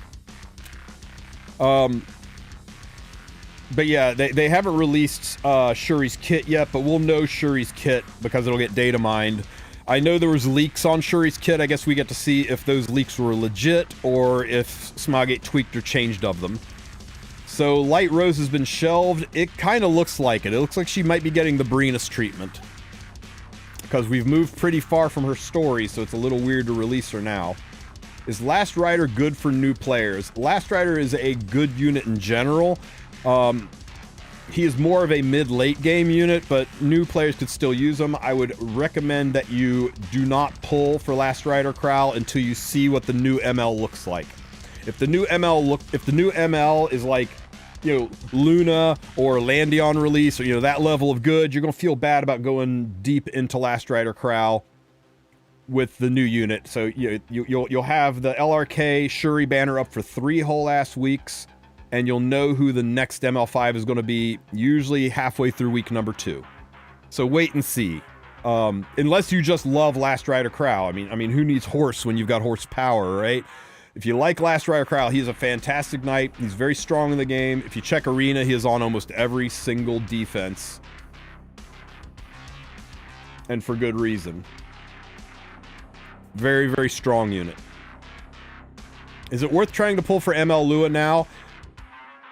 I think, based on what I read, she's going to be one of the most toxic units in the game. I think she's going to be very, very, very good.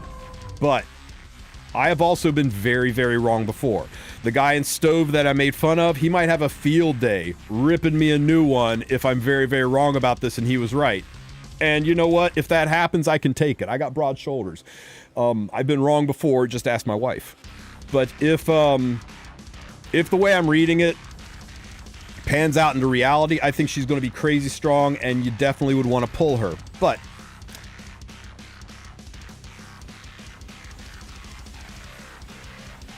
you've got 7 days to make that decision. So wait and see. Give it 3 or 4 days. Let people like Valky, let people like Elf Mage, let people like Deity, all levels and ranges of skill in this game, play this unit and see how she performs, see how good she is. And then make your decision whether or not she's a must-have for your account or not. Loki says, I think she's just a better F10y. She is definitely a better F10y. And I think her on Prophetic Candlestick is going to be just as annoying to fight as Angel of Light Angelica on Spirit's Breath or Etika Scepter is annoying to fight. I think she's going to lock down your team. Except, unlike AOL, who just prolongs your death, she's directly going to be responsible for it. But yeah, don't buy into the hype that a lot of us who see this are spilling. A lot of people that were like, kind of like, she's okay, she's balanced, you can pick her on 4-5, she's good here and there. You build a whole team around, and now we're all like, you know, wait and see how it actually works out. Never pull based on a streamer's hype. It's a recipe for disaster. Give it a couple of days, right? Just 3 or 4 days, and you will know. Because her rework is happening during maintenance, and tomorrow morning, everybody and their brother is going to be like, their stream titles are all going to say cooking with Lua, and they're going to be out there checking her out, and you can watch and say, yeah, you know what? I need this unit on my team, or, that's just not the way I play. So, that's my advice. Take it or leave it. But wow, Schneel is kind of a must-have unit if you're suffering with DDR. This looks like an insanely powerful unit. We've got LRK and Dark Shuri coming up. You know they're going to drop frickin' Hua Young right after this to torture my Mystics. And Child Senya looks like the most must-pull thing I think I've seen in Epic 7 in a long-ass time. What a crazy, crazy week. And if they drop a balance patch on us Friday, it's a whole different game. And I love that. I love it when it's a whole different game. It's either ML Hua or ML Teiyu. I think you know which side of the fence I'm riding for hopes and dreams on that one. You hope it's 16 changes again?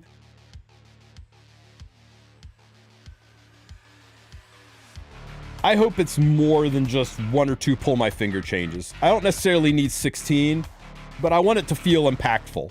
I don't want it to be a, here is 1 unit that we made significant change to, and here's 9 filler units. Whereas ML Alencia, she's due. You could say she's due about a lot of ML characters. Elvira is about to cook young Senya. Wait, she is also ice unit. Could be a issue. Yeah, you are taking ice unit into an earth unit, but you could run her with a bunch of fire units too. They still have to chew through her to kill her. Not the easiest thing in the world. She's not controllable unless you got an ignore ER burn. You can build her with enough health that you don't have to worry about Mort automatically breaking through on her. Yeah, I don't know. I think the existence of ML Senya has moved this girl to the front of the list for most important units in the game. But we have to see. But my knee-jerk reaction is it's now C. Phantom Paulus, Ambitious Tywin, DDR as your top 3 picks. Because DDR suddenly became situational. Ambitious Tywin is good, but, you know, not the carry he once was. Whereas C. Phantom Paulus still doesn't really have a ton of counters.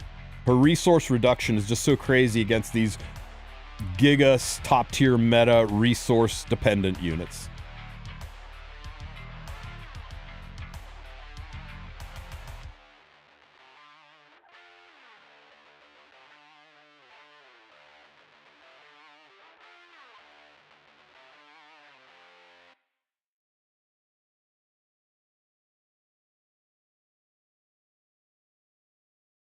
No. Solitarius stops focus. This is not a focus unit. This is a fighting spirit unit. You need a unit whose skill stops fighting spirit. Focus and the difference between focus and fighting spirit is there is no difference. It's just some units counter one and some units counter the other. So yeah.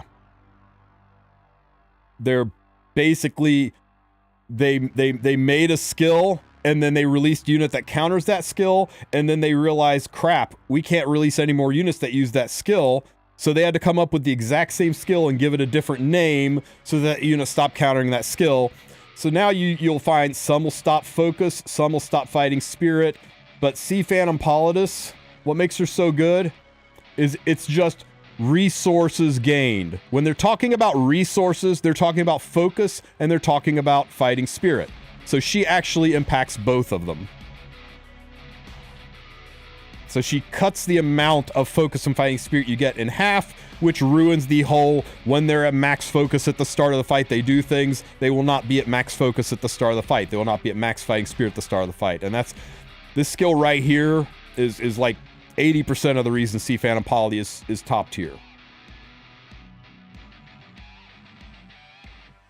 But all it takes for Solitaria to be freaking giga broken is for a focus unit to be giga broken in the game, and suddenly she's back in the meta, right? This is what we call an evergreen unit. She doesn't counter units, she counters a mechanic. And anything that counters a mechanic is always going to have a place in the game. That's why Politis is always going to have a place in the game. It's why Bellion is always going to have a place in the game. Because these units counter mechanics. I'm having a really hard time choosing between ML Zeo and Politis. I had to go for Zeo because of Harsetti. You're going to get a child that's going to beat the ever-loving Tar out of that statuesque vampire elf mommy. So there's that too. Did I try the Rage Harsetti? Yeah, I couldn't get it to work as well as I was able to get Speed Harsetti to work. The damage just, it was fun, but it wasn't enough to really do stuff about. But,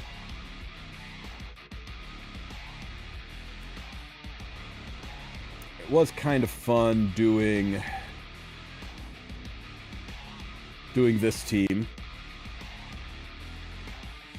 Problem with this team is I need to speed tune it. I still haven't fixed this yet, Loki, but I think I need to speed tune this team a little bit better. Evil Draft. Check You take young Senya and Harsetti. Check out my Harsetti speed compared to their team speed. Because I went with a fast Harsetti into a slow Harsetti. Everybody's speed is based on the slow Harsetti, but Harsetti can't lower Harsetti speed, so my Harsetti stays high speed. But unfortunately, she doesn't have any effectiveness on her, so she's not really doing the job that well here. Then Sid goes, pushes the Harsetti back. Got outsped. Unfortunate. Don't be on 3F. Okay. I get to go again, so I guess let's shoot Harsetti in the face. Pow! With Flan, and then that first unit's dead. You can burn this. We get defense breaks on everybody.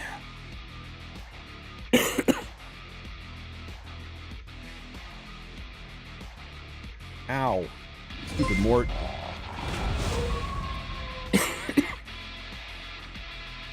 Excuse me. Yeah.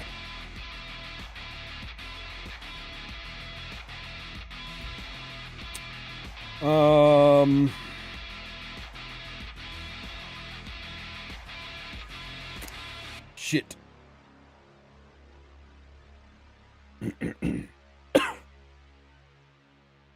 Guess we got to do this. Oh, come on. Every single time I touch Mort, he's going to do that shit. Yeah, this team's very messy, but like I said, Loki, it's not optimized. And your team's dead as dreams tomorrow, and this team worked fine. Now she's dead. Or not. Did my Flan not crit? Flan, I said crit. Oh, it was Arius. It was Arius. So anyway, for those of you who said, I can't do Arena because I don't have Roy. Well, here you go. Yeah, it was Arius. It wasn't the crit, it was Arius. That sucked all the damage away. So there you go. This is a pretty fun, stable team. You just got to make a fast Harsetti. That's the only thing weird about it. And I mean, I did not try hard. I only used leftover gear that wasn't currently sitting on other units.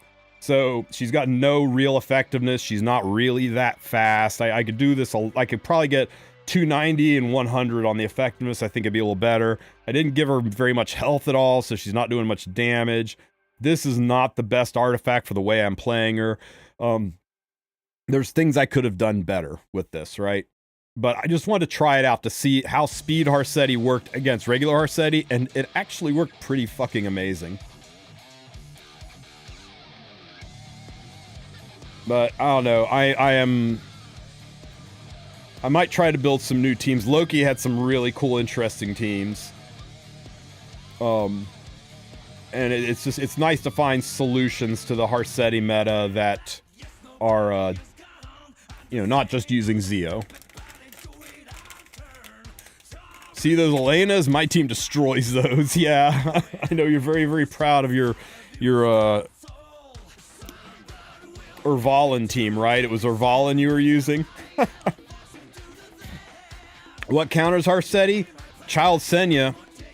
counters her like Schneel counters DDR. But Fast Harsetti is really good into Harsetti. Zio hard counters Harsetti. She has a handful of counters, but not many. And I think that's why Smilegate rolled out the Senya buffs to counter Harsetti. They listened to the community saying, we are sick and tired. It's not fun or compelling content to have to play against Harsetti in Arena and in Guild Wars, so they gave us a solution. They created a massive problem, and now they're selling us one hell of a solution. That's not classic SG. That's classic gotcha. That's gotcha 101. Did I see this? What is this? Yo, that's so unhinged.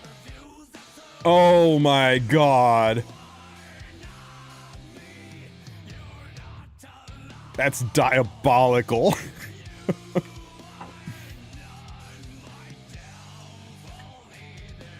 That might be my video thumbnail. God. You guys are not right in the head.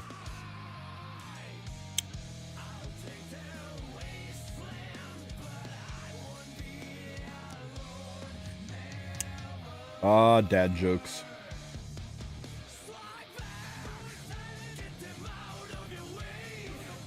Trap removal. Yeah.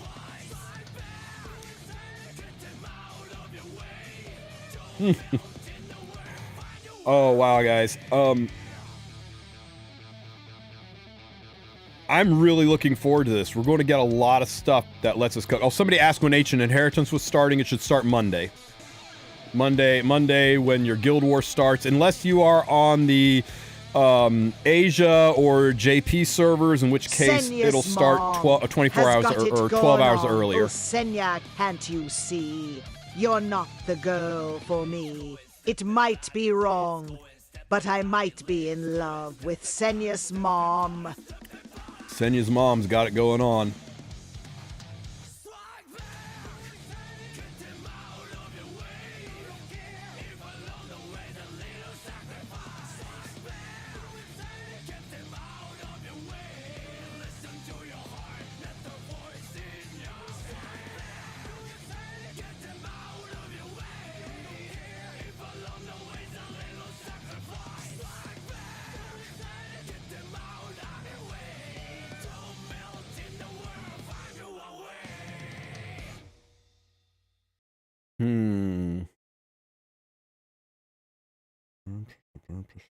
Let's just use Frida here.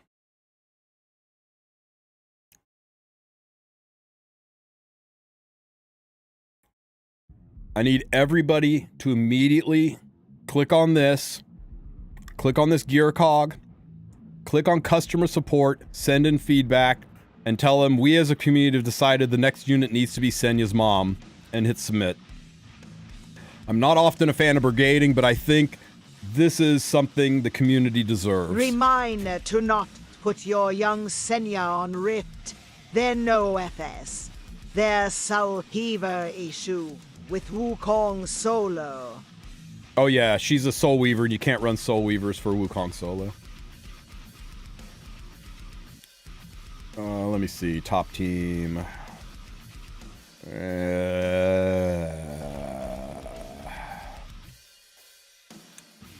Chat, I don't want to think about this. Give me an answer. Give me a team for this.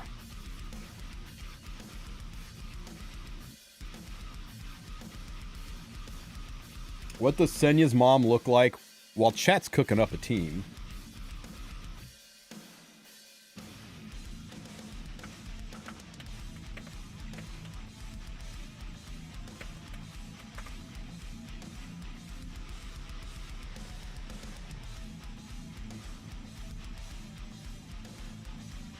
Really, game?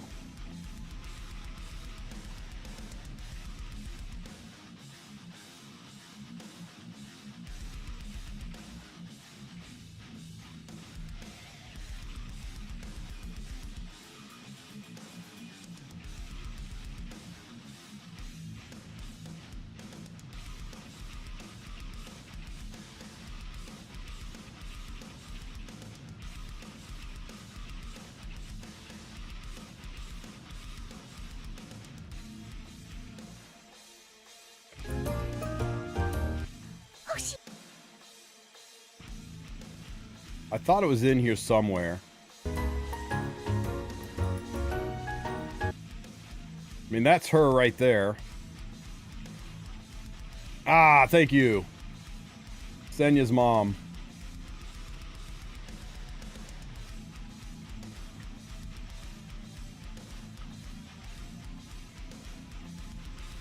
Is it worth pulling if we have resources for 2 pities? Is Geno... Yeah, shit, yeah.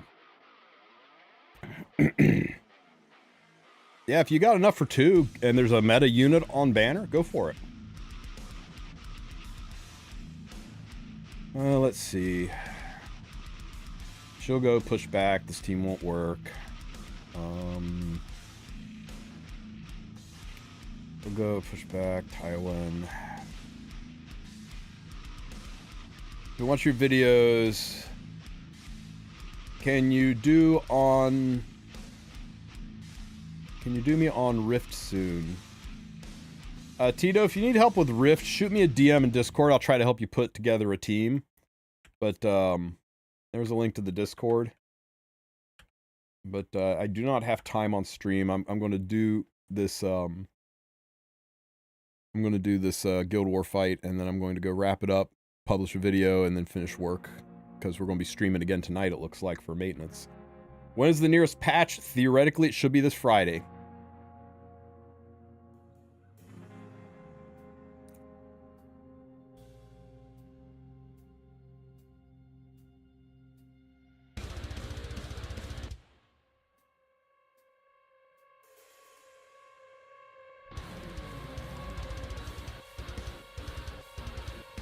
Bottom team is young Senya ML Luna Mortelix. Bottom team is easy to kill. Was Zio ever not meta since his release? No, he's always been meta since his release.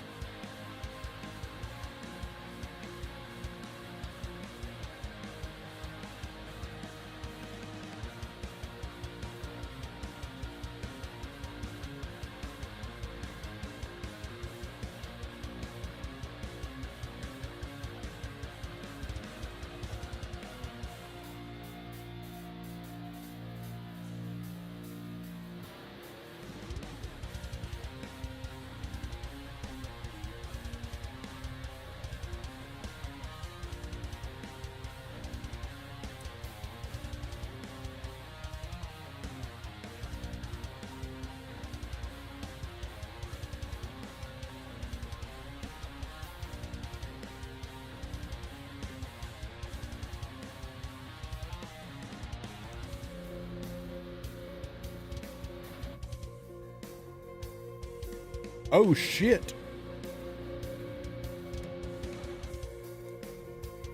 Calm your tits. I know. Oh man, she got hit.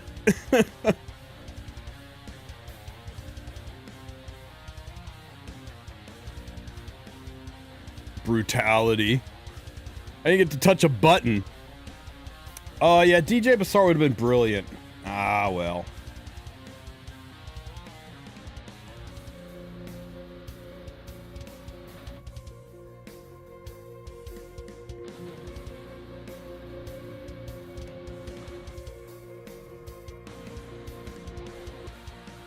Can't touch Mort without that happening, right?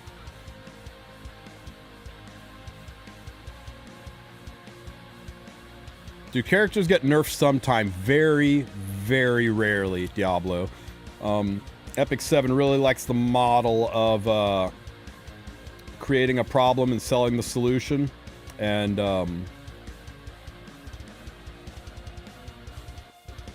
I think it's happened... For a 5-star unit, it's happened one time in the past 4 years. Usually when they nerf a unit, it's because of a mistake, or it's a 3 or 4-star unit that was performing oddly. Sometimes people will say, well, like, they nerfed auxiliary lots, and they did. They gave Melissa a buff 2 buffs ago that was a hard nerf to her kit. Thankfully, her most recent buff was enough that it brought her back into the meta. But, yeah, it's damn rare for them to nerf a unit anymore.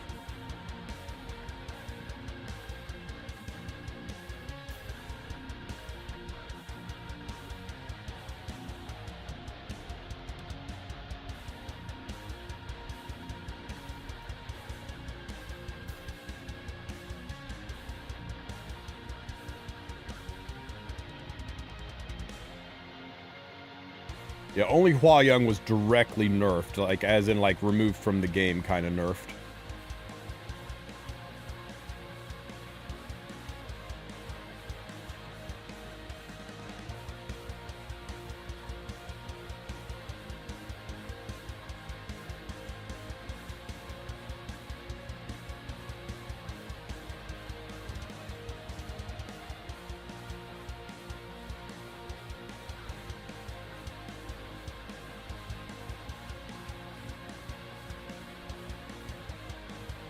Yeah, I mean, there's no such thing as a problem unit in a gacha game. What there is an opportunity unit for the gacha game maker. Keep that in mind, and suddenly it's a little more obvious why things just don't get nerfed. The reason Hua Young was nerfed is Hua Young was so good, she was negatively impacting Smilegate's ability to make money. Every time they would come up with a way to counter Hua Young just killed that counter. So literally people were not pulling on banners because the first comment on the banner was, just dies to Hua Young. Over and over again, just dies to Hua Young. They changed entire mechanics in the game to try to nerf Hua Young. She still killed everything in the game. And they went, you know what? We can't fix her and she's costing us money, so they nerfed her. How's the PC client? It's really, really nice. There's only three negatives about the PC client that I got right now. One is there's no ultra widescreen support, which doesn't affect me when I'm streaming, but a lot of people miss, especially people with wide monitors, miss the ultra wide support. There's a lot of stuff off screen you're not seeing. Not a big deal for some people, but it's a pretty big deal for most. And you could say, well, those people can just play on emulator. The graphics quality is significantly better on the PC client. The second thing is there are no hotkeys. With emulators, you can program, so like when you hit the Z, X, and C key, I do that a lot here, where Z clicks refresh, X clicks confirm, and C does this scroll action, so I can just sit here and type ZXC on my keyboard to surf through the secret shop. You can't do that. There's no hotkey support. Now, you can use external programs to hotkey it, but you know, that's one nice thing about being a Windows-based program. You can use external programs to create hotkeys for you, but it's not built into the client, and I don't think it ever will be. It would be really nice if they add it, but I will be shocked if they add hotkey support to the client. And the let me see, widescreen support, no hotkeys.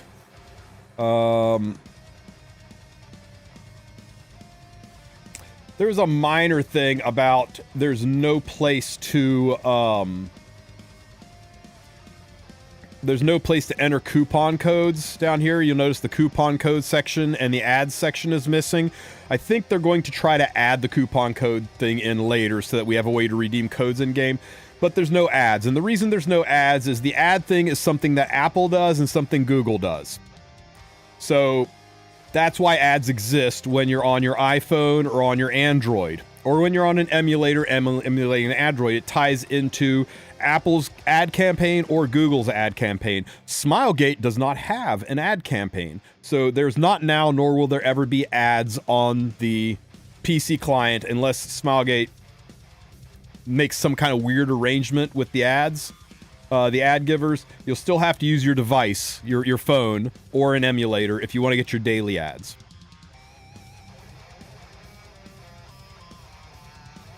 But remember, it is a pre-release. There's a lot of things that they're aware of. There's a lot of things that they are working to patch. I mean, heck, if you pull up the Stove client itself, one of the things is known issues and things they're doing to fix them. And I mean, this page is legion. It has got so many things in it that they are aware of and that they're working on fixing. So it's not perfect, but it's a pre-release. Pre-releases are expected to not be perfect. They're expected to be a little bit buggy, but the graphics, the resolution, it's like going from HD to going from a standard definition to high definition is a significant improvement in the crispness and the animation, the particle effects, seeing the texture in the hair, the straps on freaking Semia's leggings really stand out. If you compare that to what an emulator looks like, here, I'll pull up an emulator just for comparison, right?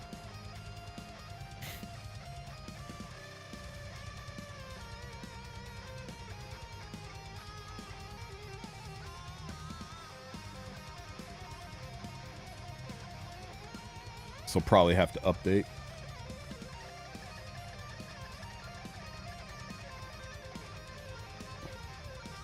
There is some concern about the anti-cheat mechanism that they're running on this game. I have to remember what the name of it was. Hang on. I had it written down here.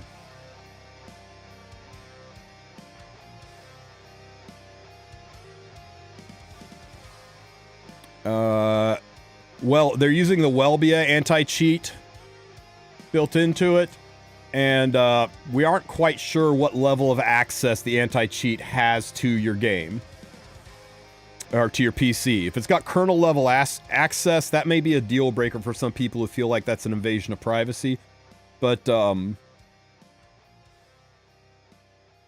yeah, that's up to you.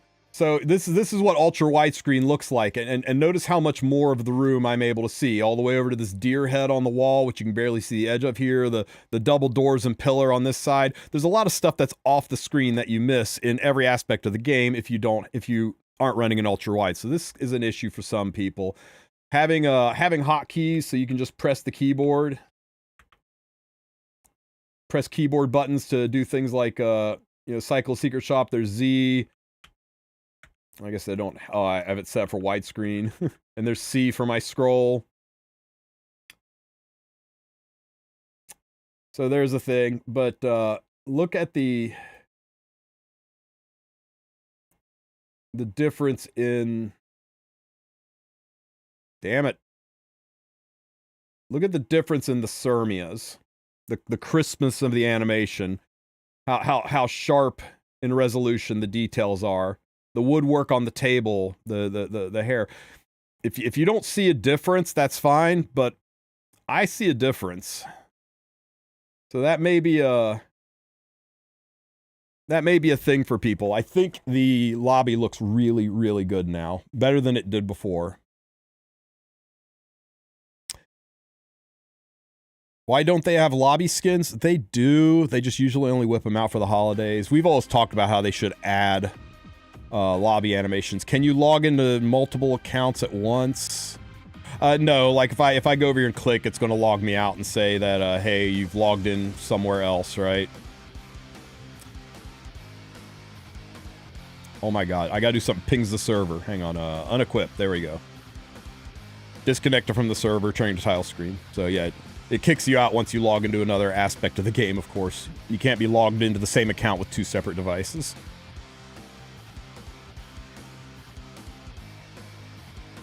But that's what ultra widescreen looks like. And I already missed it. It already looks kind of muted and fuzzy. It's like I'm not wearing my contacts. Excuse me. The other thing too is if you use services like Huawei or Google Play points or Amazon points or whatever to get special discounts in the store, you can't do that through the PC client.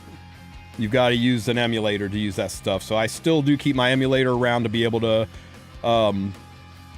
get, go to Turkey to get better prices. If you know what I mean, you know. Does it work with Fribbles? It 100% works with Fribbles. It works exactly the same with Fribbles as using an emulator works with Fribbles. There's zero difference. You do the exact same process.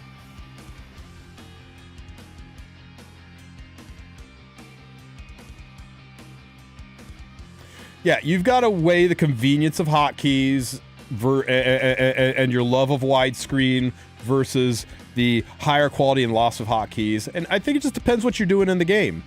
Believe you me, if I've got to refresh the shop, if I got to spend 3,000 sky stones to get enough bookmarks to pick up small Senya, I'm not doing it like this. I'm not going click, click, click, drag, click, click, drag. I ain't doing that shit. I'm pulling up my emulator and I'm using my hotkeys and just sitting there going XZC, XZC and doing it on the keyboard.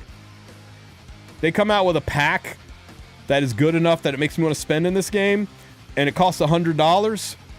You bet your money I'm logging into Huawei on my emulator and getting it for $60 instead of buying it here. Now, I mean, one nice thing here too is when you buy things on the PC client,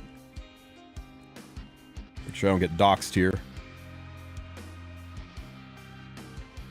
They don't charge sales tax. So if you're in the States, if you're buying at full price anyway, if you're not using a service like Huawei, there's no sales tax, so you can just buy it straight up and legally tax evade because you're buying directly from Korea, and Korea doesn't charge sales tax in the US. Unlike if you buy from Google or Amazon, who have Nexus in the US, they have to charge sales tax. So at least there's a little something. If you're not using any payment services, this is slightly cheaper than see if it let me change it. This is slightly cheaper in the sense that you don't pay sales tax. Probably different if you live in Korea. I don't know how Korea tax laws work. And you can go direct through PayPal or direct through a credit card as well. So you don't have to deal with binding in. But no taxes equals happy. Then you do you. It doesn't give you the discounts that you get through like Amazon coins or Google points, or especially the discounts you get through Huawei and Huawei's coupons and stuff. But if you don't want to mess with all that, if you're uncomfortable with all that, that's fine. At least you don't pay sales tax. So that is a little bit of a nudge in the direction of PC clients a little bit better if you're a spender and you don't use services. Can I link the video that I'm talking about buying things from Turkey? Ugh. DM me on Discord and I'll send it to you. It's an old video. I'm actually in negotiations right now to do another collaboration with them, and I don't want to send everybody to a video when I'm getting ready to potentially put out a new one. But if you DM me in Discord, I'll send you a discount or a video showing you how to use the Huawei app to save money.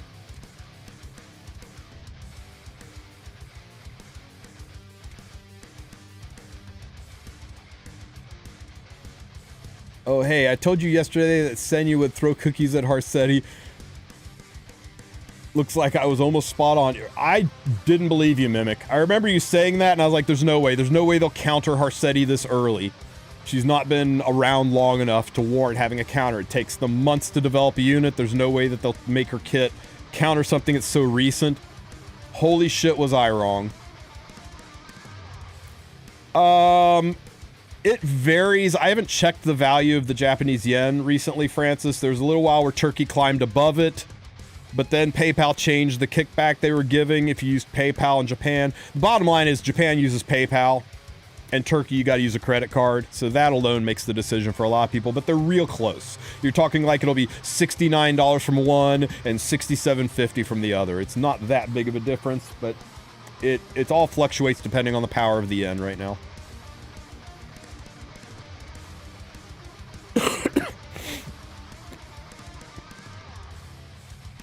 Yeah, it'd been nice if they were forward thinking like that, Wulf. Then we could have not suffered in anguish for the past several weeks.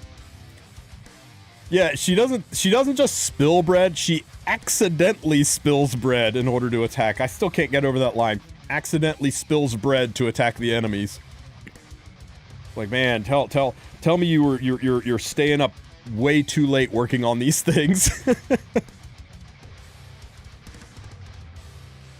I don't know if it's a Germany thing, but the Stove client website take forever to load. Try granting administrator privileges to them. Try going into your Defender software, Windows Defender, Avast, Norton, whatever virus software you're using, and go into the exceptions page and whitelist those programs, so that when they fire up, Norton doesn't pigeonhole it, or whatever your virus scanner is doesn't pigeonhole it while it checks to make sure everything's okay and then lets it load. I know doing those things has helped speed it up a little bit, both the administrator mode and whitelisting it on your as a approved safe program that your virus software can ignore. Those might be things that'll slow it down, but also I don't know, it might be a Germany thing. I don't know. I know one of the complaints has been that, people click a button and nothing happens forever, and they just have to sit there and wait, and it eventually kicks up. Have I played Wuthering Waves? Yeah, I played it a lot. Haven't played it in a long time, though. It was a fun game. It's kind of, it just feels like it just ran out of content and they let it sit.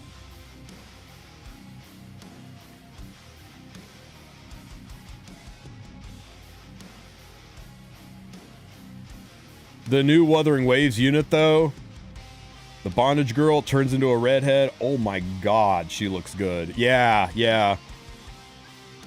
Yeah, she's a little bit all right. She has like white hair when she's running around, but then she like jumps up in the air and just hangs and bobs and weaves and her hair turns red. Isn't that right?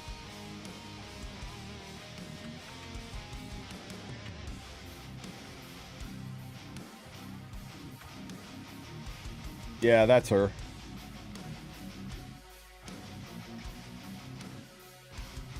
Low new 4-hit combo. Yeah. Looks like a lot of fun. Maybe I'll log in just to pull for her. But yeah, she's got like white hair when she's running around, but then she starts dangling and her hair turns red.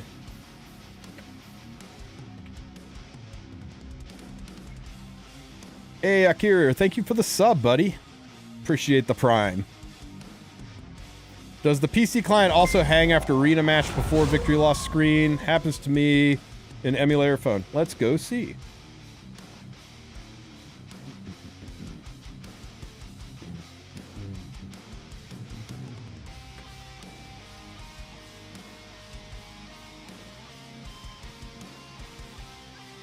You came back to Wua for her? Nice.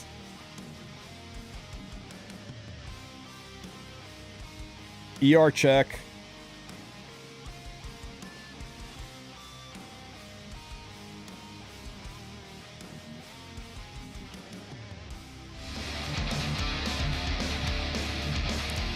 AZ Trial. Thank you for the sub. I appreciate you, man. Hell yeah. Okay, we'll put one in here. And we'll put one in here. I know she's ice, but hopefully we hit. Oh, we are never punished. Hit, hit, hit. Unfortunate heal. Man, she lived with a sliver of health. Brutal. Do this. Nah, it's gonna work fine. Oh, against Senya? Yeah, no, this team ain't gonna work against Senya.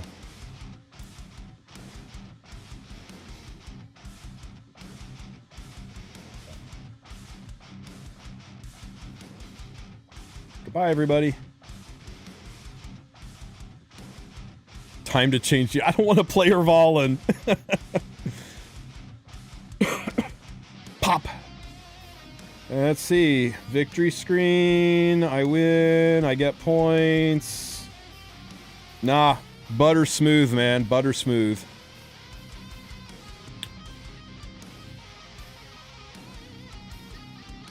Is DDR still best pick from the headhunt? I think no.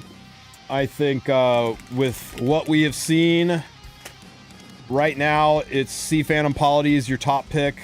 Ambitious Taiwan second. DDR's third. But I'm going to wait until Friday, right? If we have a patch, I don't want to make a tier list and then have it invalidated 24 hours later when a patch rolls out. So I think you're going to see this girl on just about every arena defense, Loki, by the way.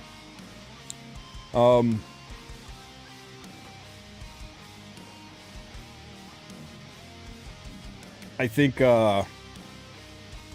we wait and see. If there's no patch this Friday, then we'll go ahead and roll with it, make a tier list. But if there's a patch this Friday, we need to see what that holds.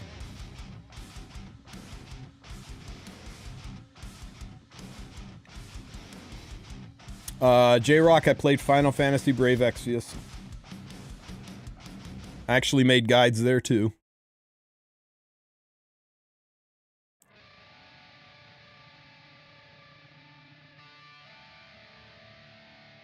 Arius Crow on fire. They changed it so that while provoked, instead of counterattacking, she just activates attacks. So she completely bypasses Mort and Elena. They reduced her skill cooldowns, so now if you put her on Prophetic Candlestick, she's going to be every bit as toxic as Angel of Light was. And they increased the amount of damage she puts out from 8% to 10%. So they basically, all of the things that caused her to be countered, they took those away. So now she doesn't really have many, if any, counters. She's got a handful, which is healthy, but I think she's first pickable now. In a very real and impactful way. He's on Arius, so I'm going to hurt Harsetti. Yeah, it was a quick change. You know they were looking at the bottom line and weren't thrilled.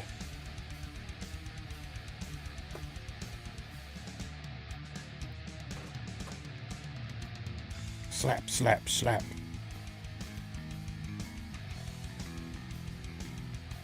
Everyone say bye, Ruel.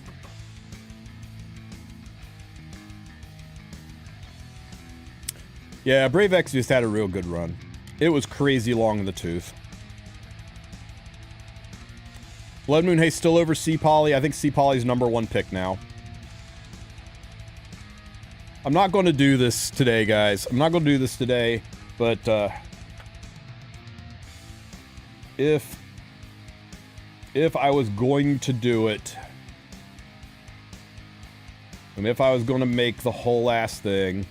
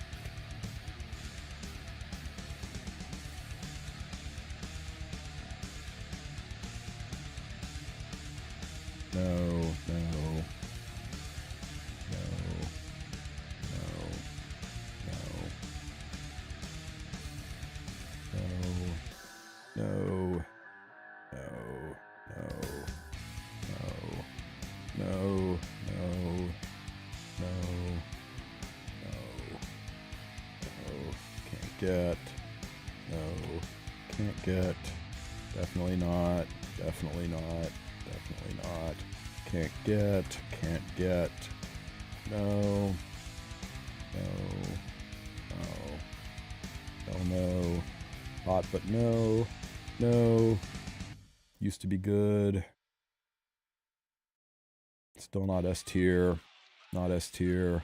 Can't get. Worst unit in the game. Could have been. Hard to use. Good, but not pop. No. Good, but not meta. Bad. PvE. Very solid. Solid. No.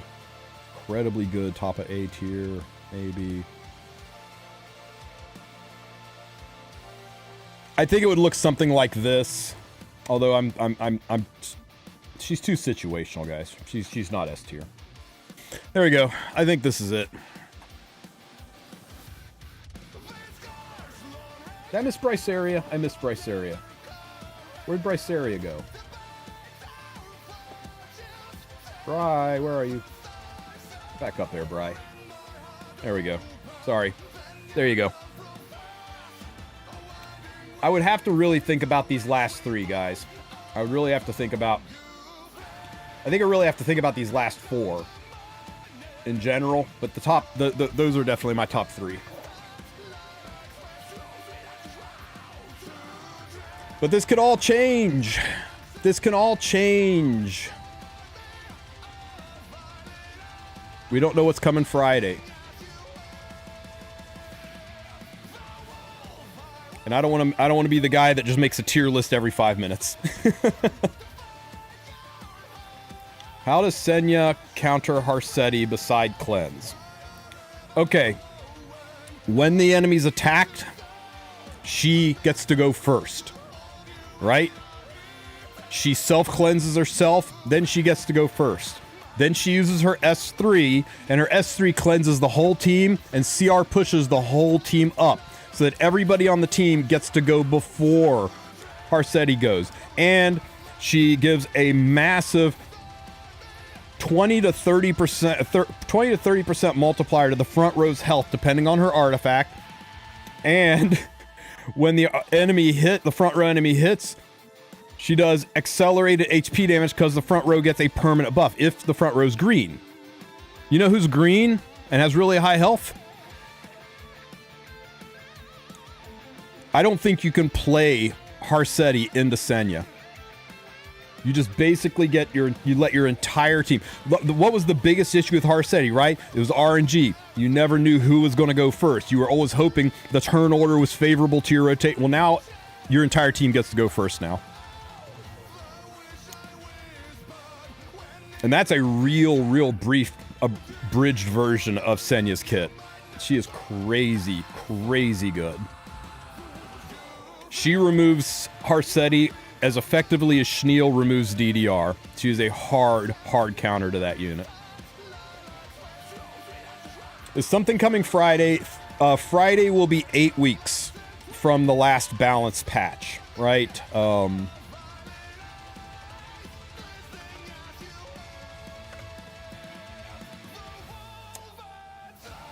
last balance patch was on the 27th of September. And 8 weeks from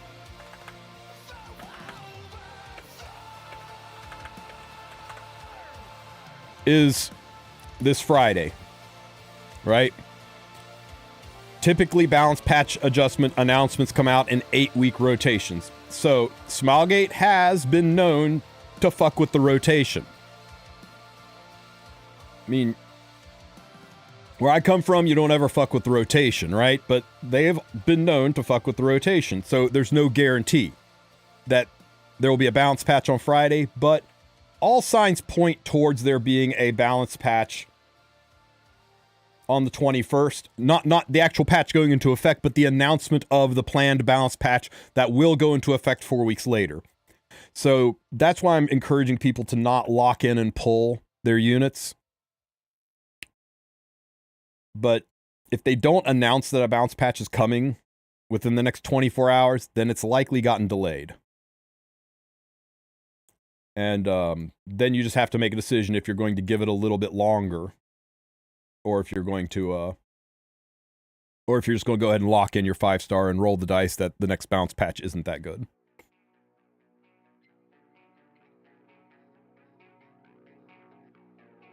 Right, Blue Bandit. That's amongst the counters that people have brought up, right? In Arena and Guild War, sky's the limit, because you can just pick Senya and one green unit and roll over the enemy Harsetti. And unless they tried to figure out a team that was Harsetti and 2 like kneecap breaking fire units, which I don't know, that's tough for me to rationalize in my head. There's not a lot of ways to have Harsetti on defense and be survivable in Arena and Guild War. But in RTA, you've got to pick her with 2 green units. And if you don't ban protect her, and they draft a whole bunch of fire units and then just pre-ban your Senya, or post-ban your Senya, you've got a real uphill fight. Because Earth units do significantly less damage against fire. In RTA, for those of you who don't know, in RTA there's a normalization mechanic where damage is significantly reduced off element. Not only is there a chance to miss, you just organically do less damage. And if you do ban Protector, you've still got to use 2 of your other slots on green units, which means an aggressive fire comp could be a problem for you. Senya also counters the new Lua, too, by the way. For those of you who are excited about the Lua buffs, new Senya will give her fits, too. But it's good. It's good and healthy that that she is not just an Uber unit that you first pick or lose. But I think she's got really strong usages in the game. Yeah, the 30% damage was one of the ways they tried to counter Hua Young. That also failed because Hua Young still killed everything. Do we need slates for Child Senya? They haven't said as much, but all assumptions are it is still a form of Senya. Up to and including in the video where Merwin talks about all the different kinds of Senyas, right? So it's pretty obvious to me that all the Senyas are still Senyas, including Child Senya, and you should be able to imprint Child Senya with your other versions of Senya if you should need. It says you can't feed in the YouTube video? Ain't no way. Ain't no way.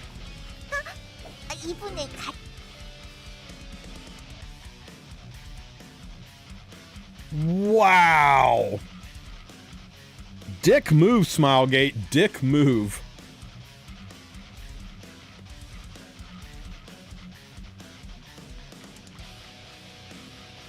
There's no reason for this other than to make whales wail harder on her banner for dupes. Man, I'm calling it like it is, man. This is scummy. I am not a fan of this at all. There's zero reason for them to do this. It's the same unit in canon. It's the same unit. They did the whole you can't put Mercedes into Archdemon Shadow because Archdemon Shadow is technically the shadow of the Archdemon. There's no Mercedes left. It's not the same unit. They had a canonical reason. Here they have no canonical reason to do it. What about building to a Senya? Building too young Senya? But why? Yeah, this makes zero sense canonically. This is specifically to get people to wail harder on her banner for dupes and to force people to spend all the slates they got from the dash event. This is absolutely scummy, and Smogate should be ashamed of it, and players should be angry about it. And if you're upset about it, I'm right there with you. I'll go get the torches and pitchforks and start passing them out. Not worth sending trucks over, but this is a big L by Smilegate. Big L. So yeah, the answer is no, you cannot do it. Sorry if you've been stashing away your Senyas waiting for the day young Senya came out. Oh, how bad is it? How bad is it?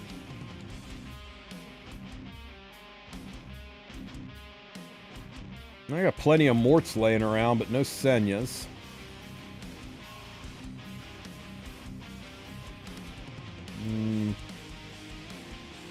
What about my storage?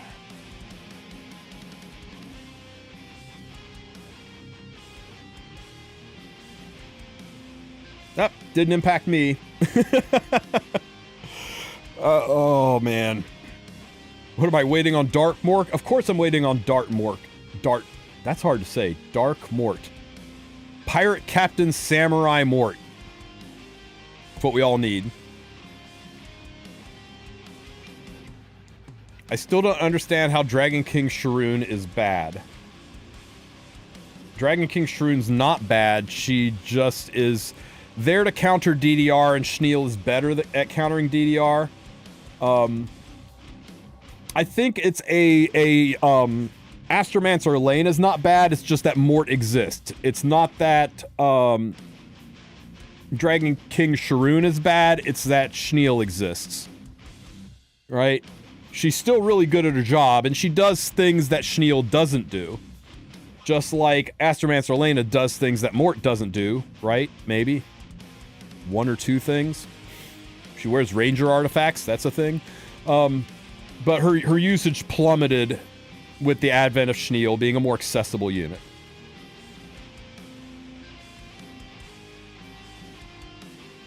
You still don't get why Dragon King Sharoon wasn't Dragon King Alencia. Because making Senya marry Alencia is weird even for an anime game. I'm sorry. You gotta draw a line there somewhere, right?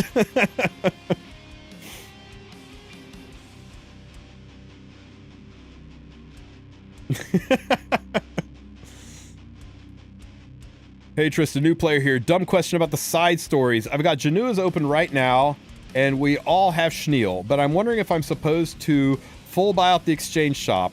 I got the obvious value like Katas and Molas, but wasn't sure if the runes and penguins and friendship boxes were worth it.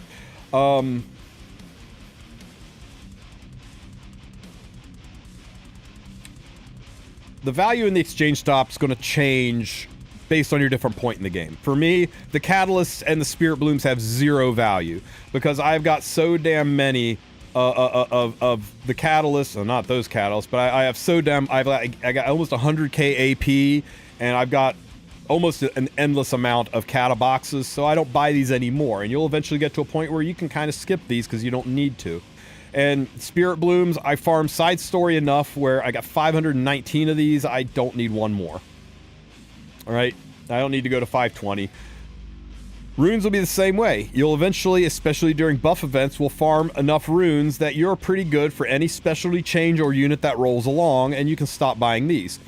Now, if you are out of these, if you're at 0, suddenly these are farming this is higher value than slogging through Spirit Altar to pick up the runes. I don't think anybody ever gets the greater runes because these are the easiest rune to acquire. It's the big and the small that are the hardest to acquire. And if you're low on them, this is a pretty easy pickup. You can see I even picked up a couple of them with the leftovers that I had of the currency. The Molagora, the bookmarks, the Artie charms, everybody picks those up. I do recommend picking up the friendship boxes. I think the friendship boxes are huge value. Because friendship means bookmarks if you're a new player. It means Molagoras if you're a veteran player. And it's just one less unit to have to farm. So I usually, me personally, you can see what I picked up, right? I just picked up these items. These are the things that mattered to me. And then with the leftover currency I had, I picked up these items. As a newer player, this section holds a lot more value. But once you're good on catalysts, once you've farmed enough unrecorded, but should you buy out the whole shop? That's a lot of grinding. And the stamina you're going to spend buying out the entire shop, don't feel bad about leaving some of this behind. You can find Spirit Altar during a buff event. You can farm unrecorded history during a buff event. You can farm unrecorded history during a buff event. You can even say that regarding this. You can farm Eulogy for a Saint during a buff event. But these 4 items here, you can't farm these 4 items. Not really. So I think those 4 are always worth getting. And also something to consider is if you have got a story up and you are ready to switch the story, you maybe consider switching it to some story that's green that has the same zodiac sign as young Senya. Because if you are farming a side story for a unit that has the same zodiac sign as young Senya, and ideally is also green, then you will be able to get the same catalysts, the same runes, and that can make upgrading your Senya a little easier because you have an exchange shop that you can pull from to get the stuff there.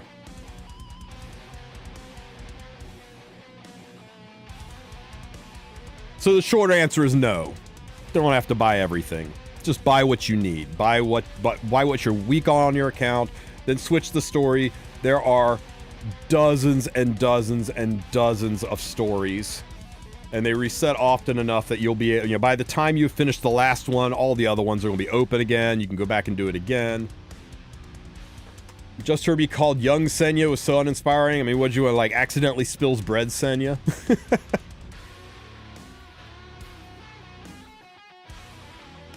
Get fucked Harsetti Senya. That would have been a good name. Bread Spiller Senya. I love it. Bread Spiller Senya. All right, guys. I'm going to wrap it up. Get some lunch. Get done with work. And I'll see you guys tonight for a podcast. How much Mola for Senya? For young Senya, look like +4, +5, plus whatever to get the skill cooldown on her S3 was. I'd have to look at her skills again. All right, guys.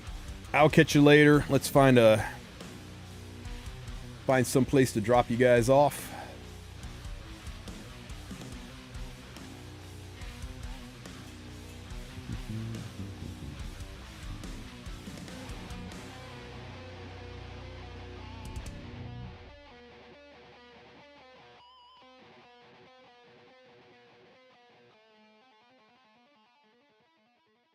What are you doing? It says Epic 7, but that is definitely not Epic 7.